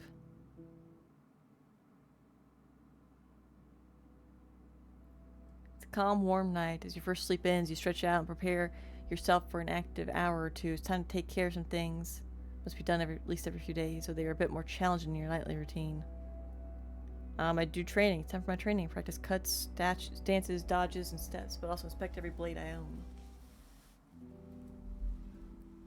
Dang it, it just did this too. What was the point?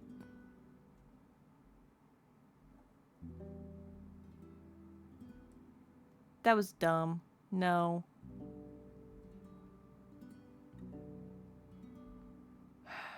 I wasted my stuff. It's so dumb. Eat the what plants. I can't use your inventory right now. Ugh, return. Go. Inventory. Eat that. Eat that. Return. Return.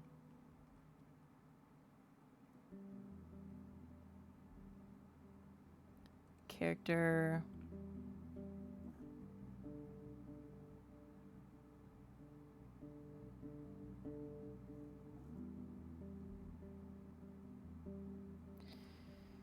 turn. You know what I'm gonna do? This may be a dumb thing to do. I'm gonna go ahead and eat my other food ration. I'm all out of food. But, you know, it is what it is. Travel. What time is it? I got time. Travel here.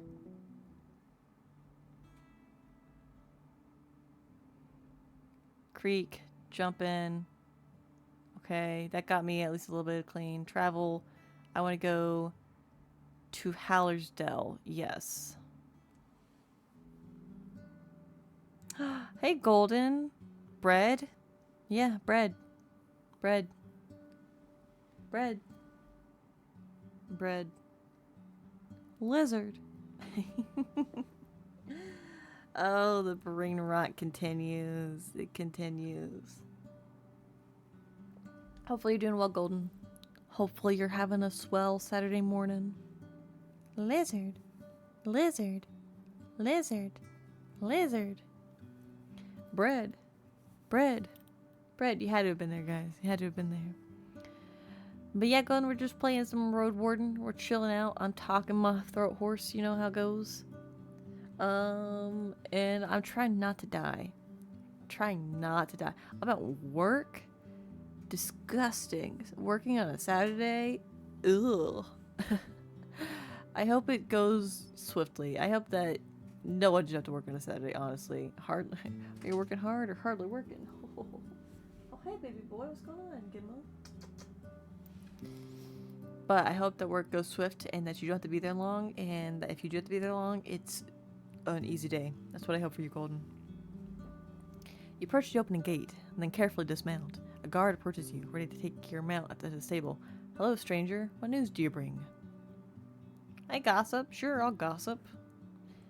Even though Hallersdale is a large village, life here is slow. The curious locals gather around to take part in your conversation. Recently, the fresh cheese spoiled very quickly. Maybe there's a new evil spirit around. I enter the village. Come here. Come here. You want to snuggle? Come here. Come snuggle. I would love to snuggle with you, baby. You're so sweet and you're so soft and you're so warm from when you were sleeping. The way I would give you kisses if you came over here. Oh, he approaches. Come here, baby. I got him. I got him. I got my baby. Mwah. 5 ads is crazy. That is crazy, man. That's wild. Mwah. You spend a few minutes with Bobbert, but before you reach the square, someone clears her throat. You turn towards a man in his 50s with large hands, an elegant beard, no hair. The stablemaster. He both introduces himself and answers an unspoken question. You frown, then realize you indeed saw him before, and your palfrey was nicely taken care of during your first visit to the village. Or rather, I wouldn't as necessary, but I'd rather grind flour, he says with annoyance. You do not think your beast waters itself, brings itself butter or from a storehouse and cleans its own shit, nay? Takes time and hey, it is. He points at your companion. Isn't he going to work for it? You better have a pouch at hand. Oh, I only have one. I have one money. That's it. That's it. I'm broke. Look behind you. The stables are not much more than an open shed with piles of planks, 2 donkeys, and a bunch of napping chickens. I have one. I have to get back to work. Good luck with work, Golden. Hope it's easy. I hope you have an easy day. That's all I can hope for. Just kill him? I can't kill him. We're in the middle of town. I need to talk to these people. Ugh. I have 1 dragon bone. My baby boy, I love you. Would a dragon bone be enough? He nods. For 1 day. Aye, that's fair. He looks around, rubbing his hands together. Oh. God. So if it wasn't in the middle of town, you would kill him? No. I just would not take his services. Can't I let, like, just Ty bobbered up somewhere. Gimmo. Chill out, baby boy.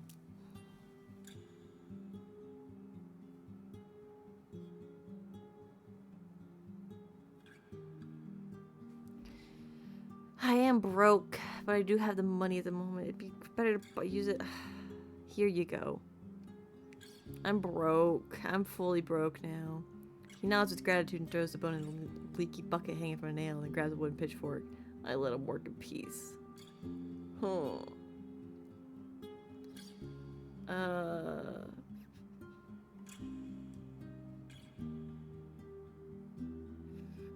Oh, can Timo not be matched with? Hold on.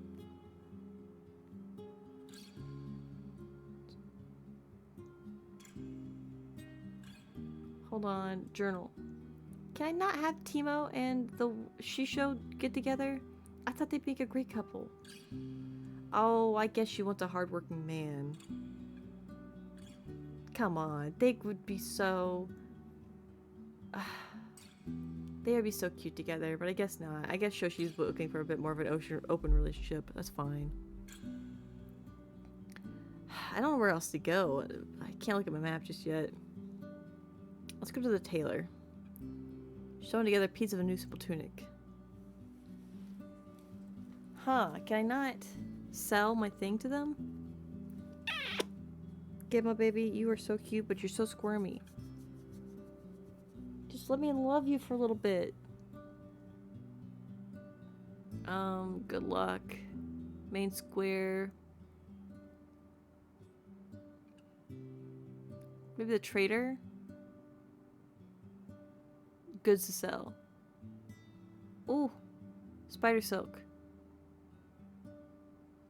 Sticking around spiders? You should take the stick to Bayan. Our tailor uses spider silk when she works the jackets. That's what I wanted to do. Walk away. Leave the square. Go to the tailor. Inventory.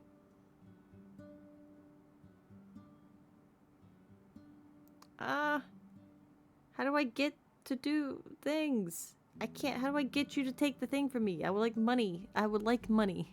How do I get money from you? Fancy clothes? No. Gambus needs work. Oh, here we go. Take it off and point at a few abrasions. The one follows your finger patiently. I take from 2 to 5 dragon rings for fixing jackets, but you'll get anything more from this one. To get it truly strong for longer, I need it to be made of better materials, like spider silk. I actually have spider silk with me. Would you like to buy it? You show her the wrap sticking without asking. She takes one of the shortest threads and starts to stretch it. She nods. I do. What do you want? The dragon rings or a better jacket? You ask her for the details and she loses more of her patience with every breath. 10 rings for the thread. Or give me 2 hours and I'll put some of it there. She points to the bits and Gamson. Make it stronger and easier to wear.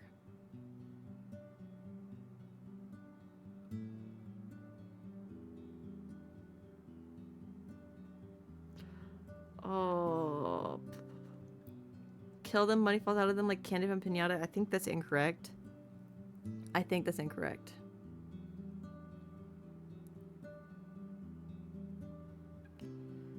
Should I go with the money or the armor? Probably the money, right? I'm out of food. I will have to buy food. Only one way to find out? No. No. Gimmo, you're so cute. He's so angry at me. But you've got the cutest little toes. They're so pink and squishy. Like little beans.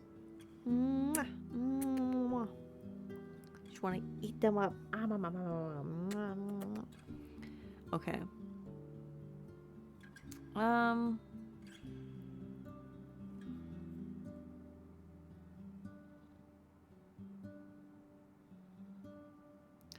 I really need money. But maybe I can come back and buy the better Gamson later. I really need money, so thank you. I know I'm a fighter, but I really need money. Dragons are always welcome. Oh my god, 10 dragons? I can go back, I can get the fishing thing from the one lady, And then I can start fishing and get my own food, and I will not starve. She moves on to the bench, uses the table to stand up, then hops away on her only leg and enters the house for about a quarter of an hour.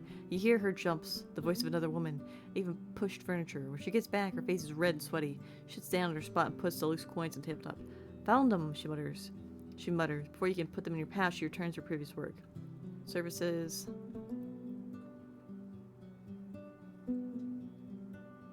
20? Oh, maybe I can find more spider silk somewhere. Good luck. Okay. Main square. Let's go talk to the trader. What do you got for sale? Useful herbs and ointments? What do you have for sale?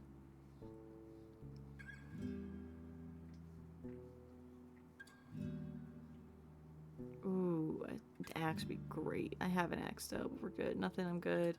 It's like the innkeeper. Ooh, yeah. Here, I'm looking for hunters. I'm looking for a few hunters. Admundalian Vashel. He rubs his neck and looks at the clouds. I recognize those names, but I've seen they folks from creeks in a long time. They come here before and after the winter to trade for grains. Maybe a few rations.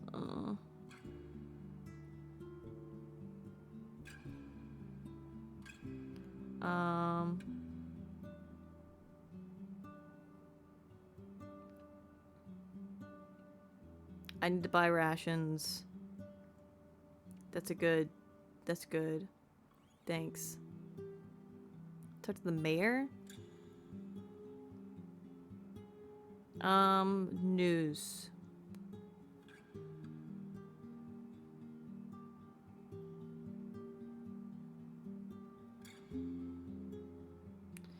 Nope. My assistants? Nope. Okay, leave the square. What time is it? We got 5 hours. Can we travel to... That'll only take 2 hours to get to.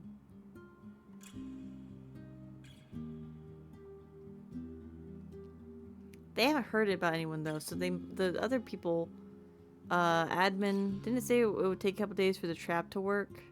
Yeah, but I can like lay it down and get stuff. Is what I mean. Where was that? Was that? Yeah, that was at Creeks, I believe.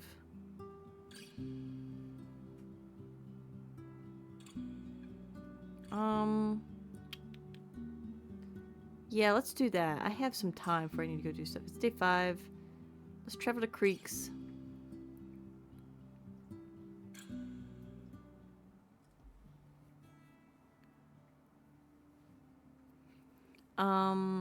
Talk to Hava. Supplies.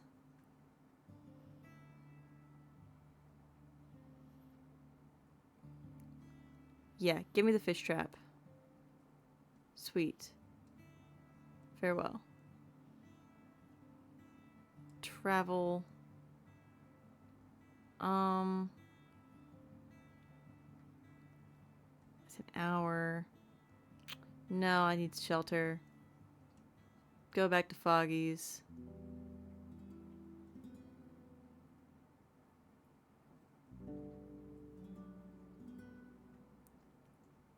Yes, sleep. And I'm gonna do this. Rent for 1, because I gotta get some health back.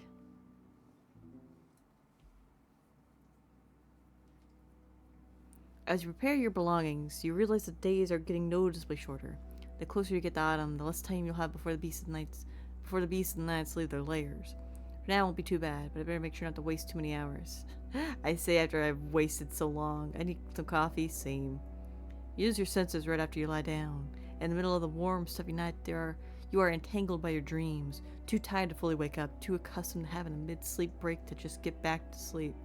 You are between the realms, surrounded by vision so vivid, you are tempted to reach out, touch them, and stretch them out. They are your playground.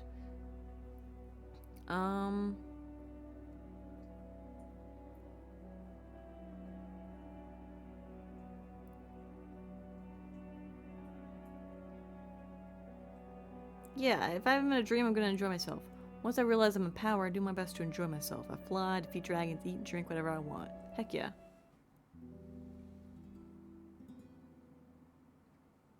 Ugh, I'm dirty. Time for me to go.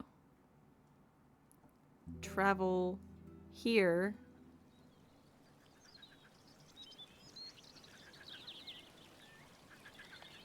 I set up the fish trap, place the basket on the ground, then grab a bowl and start digging, looking for a few larger worms.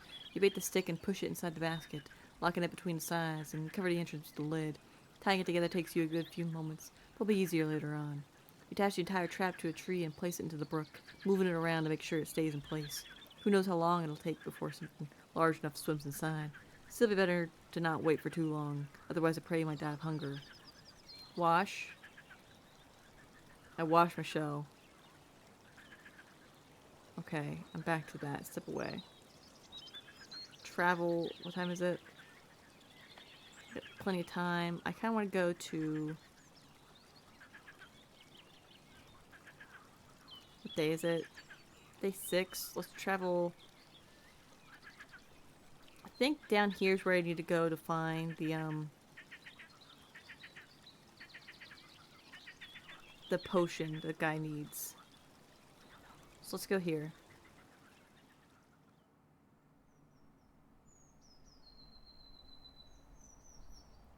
Keep traveling. Travel this way. The shapes of mountains are cutting through the horizon. The water gets gradually less muddy. The cleaner it gets, the more animals you see. A family of deer blocks the road, resting and enjoying the cold water, which would be deadly for a human stomach. You consider riding around them, through the sparse meadow, but your presence also causes them disquiet. Without much haste, they regroup and run east into the leafy forest. Travel forward. Ooh. You reach Tag Hills, the wall of stones that has blocked the city's grasp. The one well-established route through them leads through the valley where you found Tullius' camp. There are no maps of the highlands, nor local tribes, only stories. The beaten path leads you by the garden beds of herbs and vegetables to an old, yet not abandoned mine, hidden behind a massive door made of steel. There's no hitching rail, even though I look around. A bearded, skinny elder sits still on the bench, observing you like a sculpture with his legs crossed and fingers interlocked in his abdomen.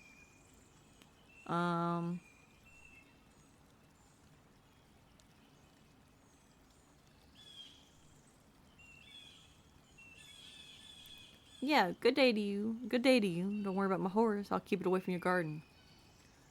Only worms, too stupid to understand me, would eat what's mine. You dismount and mention that your palfrey is no worm, but the man reprimands you with a thick accent. Let me see, you wish to speak. I cannot hear without magic, but I'll read your lips. He doesn't yell, but his voice reminds you of a combat instructor from the city. His face is wrinkled, but he sits straight, with a beard and hair still carrying glimpses of fair blonde.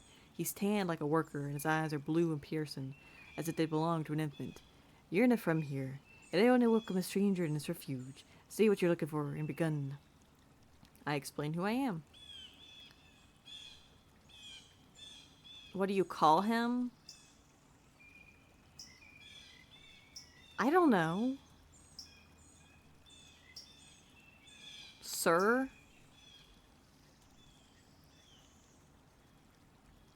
I mean, I feel like that's respectful.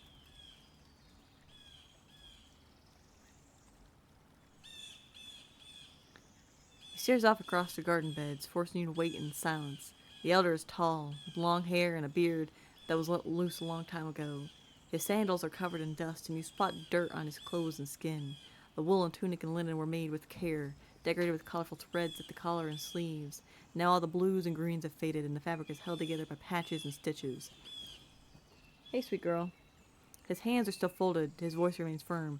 You do not know our customs, your name, your trade. You're calling me nothing to first.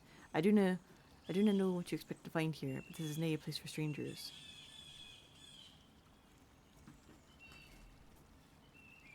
I wait for him to look at me. The man stands up and approaches your palfrey. Without touching it, he observes its eyes, mane, stomach, and rear. Bobbert ignores his examination.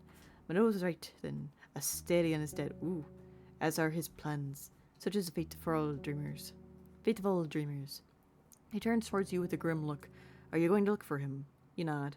Why? If he's vanished into the fogs, there's no point in putting yourself in danger. What do you expect to find?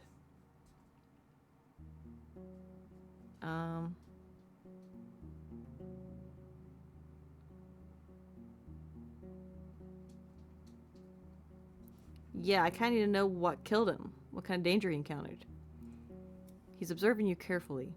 Do you plan to get rid of this danger? Or maybe learn from Asterian's mistakes? Or are you still thinking about leaving this land for good? He starts to chuckle. Only the right question to bring you the right answers. With lively steps, he heads down towards the spring. He washes his hands, once again forcing you to wait.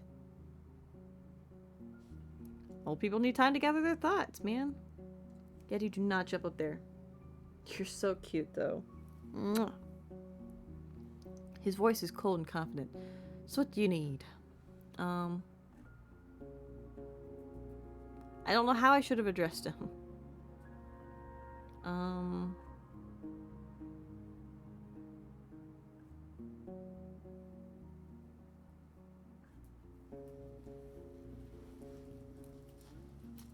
Oh, have hunters from creeks visited you recently? Probably not. That's probably a dumb question.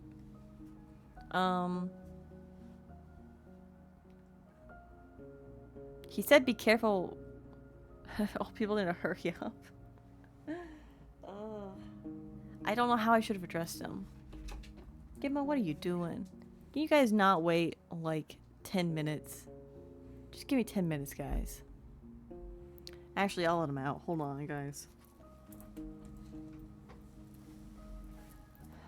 Come on, kitty cats. I'll let you out of my room.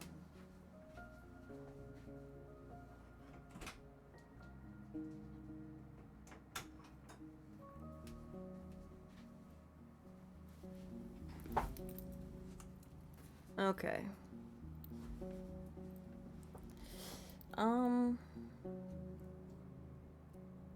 They can't wait. They can't. You're right. Can you tell me anything about the altar and the crossroads of the north?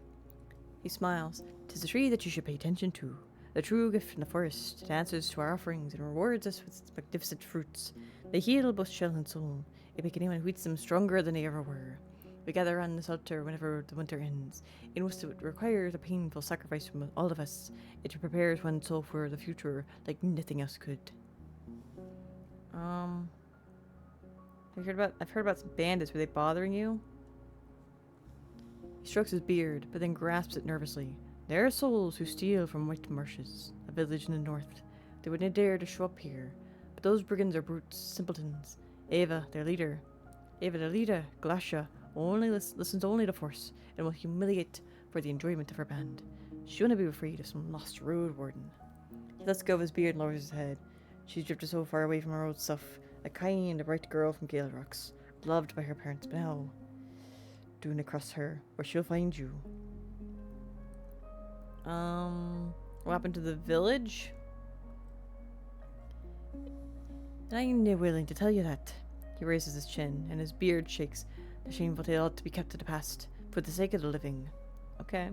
What about the druids? He strokes his beard gently. I want to share our past with strangers. We are part of the Howler's Dell, and the lands around it. Okay. Any hunters from creeks here recently? Here, in the opposite corner of the peninsula. Most people do not have a beast to carry them for miles, stranger. His playful tone suddenly gets worried, blah blah blah blah. Or did their struggles with meat get so grim that they ever consider such a dangerous trip? He takes a deep breath and leans back. I cannot force beasts to jump under one's blade. The forest wouldn't trust me anymore. He's definitely a druid. This man's definitely a druid.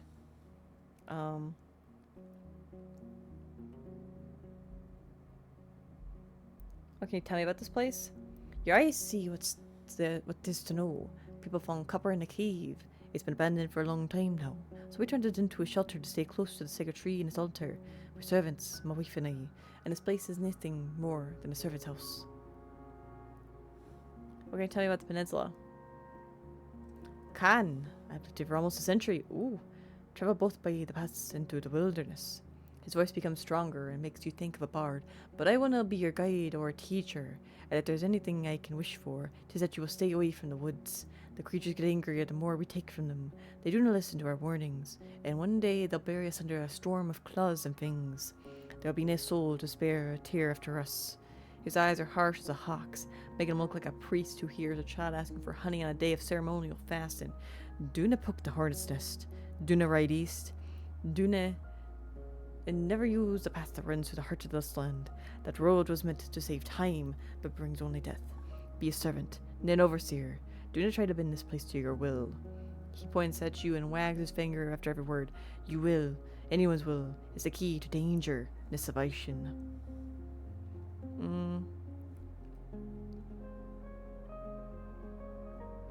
I mean... Right now, I'm not necessarily like, yo, let's go to the heart of the woods. Get me? So, okay, thanks for the warning, pal. He's observing your lips. Do you need anything else? How can you survive? That's probably a dumb question, but I'm gonna ask anyway. His raised voice makes him sound like a preacher. One day, me and my wife will be defenseless old people, but we've studied Numa and leaves for many decades. I heal wounds and illnesses of humans and animals alike, and the beasts listen to our whispers. The holy seed lets our shells wait for death and strength. Asterion? He wanders among the garden beds, from time to time touching the leaves at hand.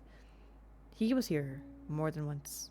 He was the one to stand aside and let the events play out by themselves. The villagers from the north are sometimes in need of my assistance, and Asterion was serving them as a messenger. He bends down and tears away a small, flowerless plant. He wanted to settle down among the roads, maybe to live freely. He had great plans and wanted to make this realm flourish, to rebuild the ruins, get rid of the brigands, and clear the trade route. I told him the forest needs no more people, and that this realm was too wild to feed and clothe everyone. His greed and dreams of eating him, and now he's no more. He pauses and you can hear his heavy breathing. As if he's getting tired, he straightens up. And I thought, traveler, if you want to look for his shell, travel north. Far north. People there should know where he is. I'll do that. I know you're not going to like this, but the heart of the woods? It has a long and dark past, and already cut many souls of its builders. 'Tis paved with blood. In less 10 years of it revealed it was all for nothing. Since the days of...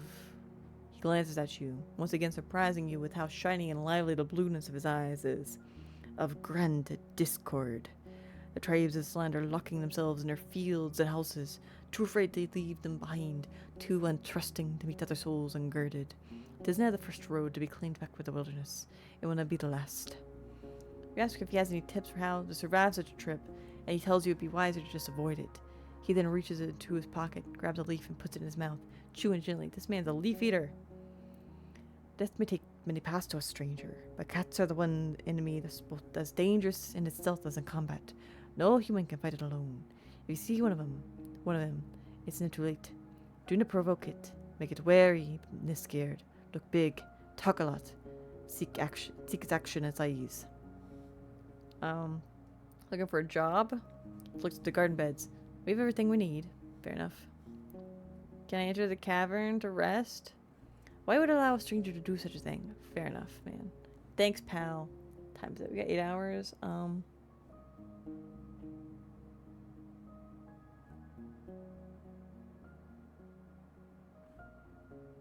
Let's go back to the Pell to the north.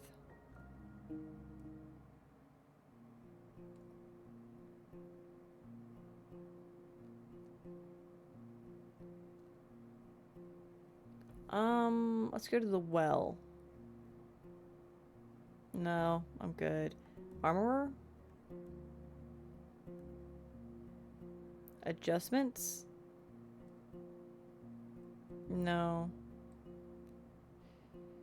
Approach the guards. The guards greet you to polite nods or casual hello. When Dally gets closer to you with a smile, the brown boar follows her steps. Brings you to us. Oh, I'm looking for a few hunters from creeks. That's right. I don't know those names. That's right, she's not from here. She looks at her companions, and while there's something Someone who claims to have met them. He has nothing to say about them. She then glances at her boar, which is now very interested in the smelling of your boots, and giggles. It's a long way from here to Creeks. I mostly spoke with Ephraim. Have you met him? Sure, he's a nice guy. Tries to laugh. Well, maybe I wouldn't say nice, but there's charm to his vigor. I got coffee. I'm so jealous. I did meet Island. He says hi. She's got a twirl in her hair, she thinks. I'm sorry, who? Boggy's son. She gives you a beaming smile. Ah, so that's his name. His accent's so thick I kind of misheard it. Forgive me. How's he doing? You gossip about the man and his companion, and a couple of the hunters join in your conversation, asking about the Eastern Road, the tavern, and traveling in general. Good couple of minutes to spend on discussing fashion in Creeks. Some of the hunters regret not being used to wearing leather and furs, while others are convinced that linen is more convenient. And if you're cold, just put on that cloak, says a woman with a large bandage on her neck. After some time, the guards walk away, leaving you with Dalit and the napping boar.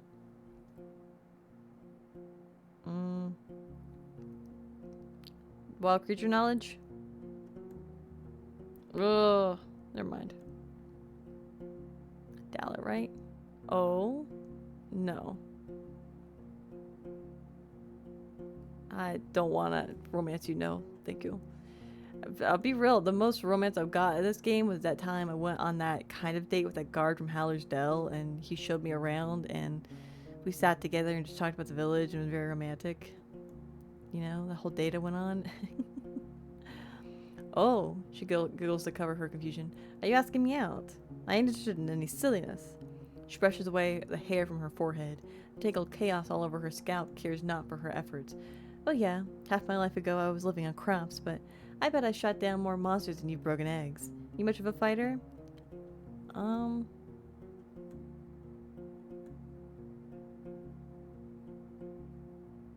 There's something pleasing, a triumph.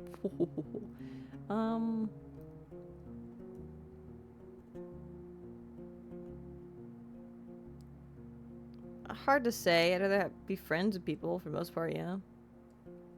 Same here, says the man with a large scar on his cheek, while the rest of the group nods. One of the women mutters something you can't hear, which others welcome with a chuckle. Dalit glances at them, then smiles at you.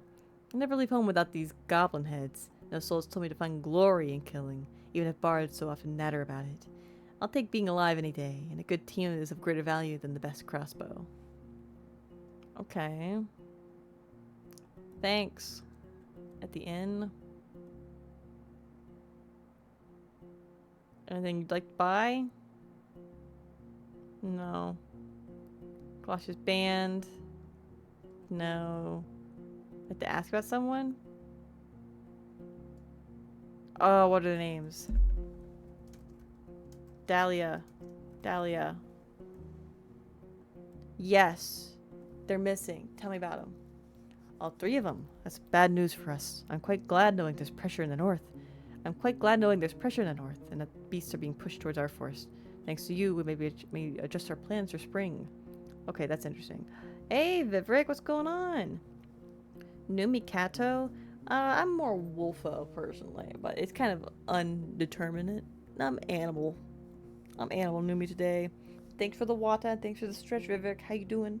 Hopefully you're doing well. I kind of need the stretch. My shoulders hurt so bad, guys.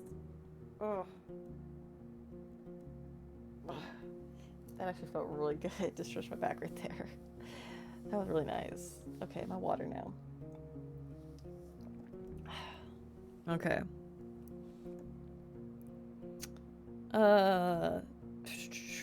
Any leftovers? Not today. Okay, show me your wares. Never mind. That's all I need. What time is it? 5 hours. Let's travel. Go back to Hallard's Dell, I suppose. Just finally getting out of bed. Been up for like 4 hours. Relatable. I haven't had my coffee yet, so like I'm tired and I'm yawning, even though I'm like up here. Mundane John. What the heck? What's that mean? What the? Oh, I gotcha. I understand.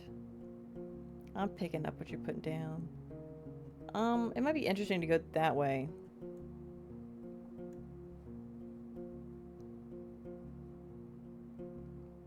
How much time I got? 5 hours. Yeah, let's go back. Actually, hold on. Go to the inn.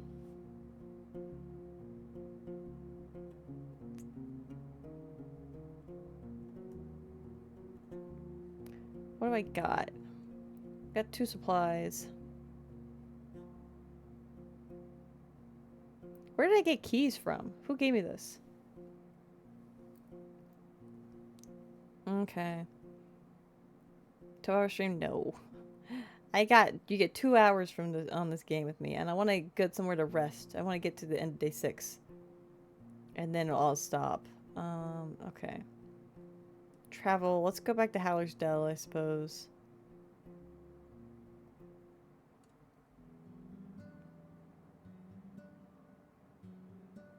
Gossip. Okay.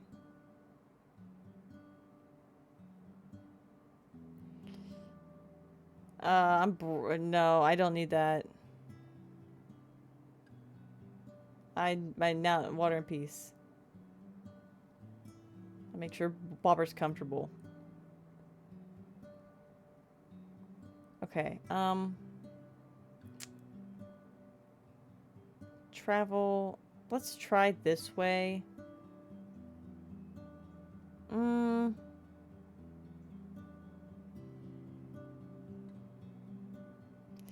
No, this is probably a good place to stop. Let's go to the main square. The mayor. News. No. Thank you. Eric's. Rations? I don't really want to be spending more money right now. I mean, it wouldn't be bad to maybe get more rations, but I don't need them right this minute. Go to the trader. What do you got for sale? No, okay. Nothing.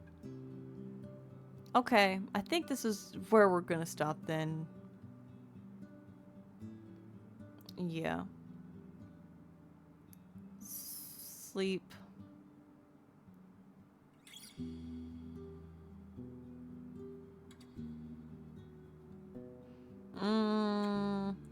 It's expensive, but yeah, let's do this.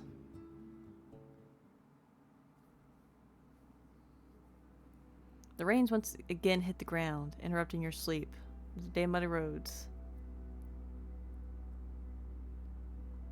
The moon is bright, so is the night. You recognize shapes of owls and bats, and spot movements on the ground.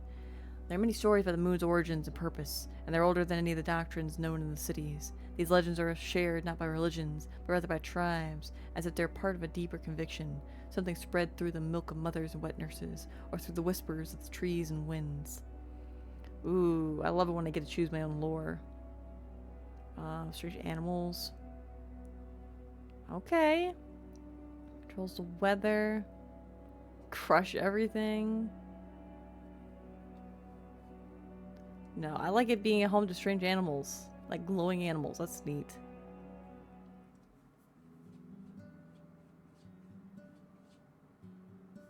Sweet.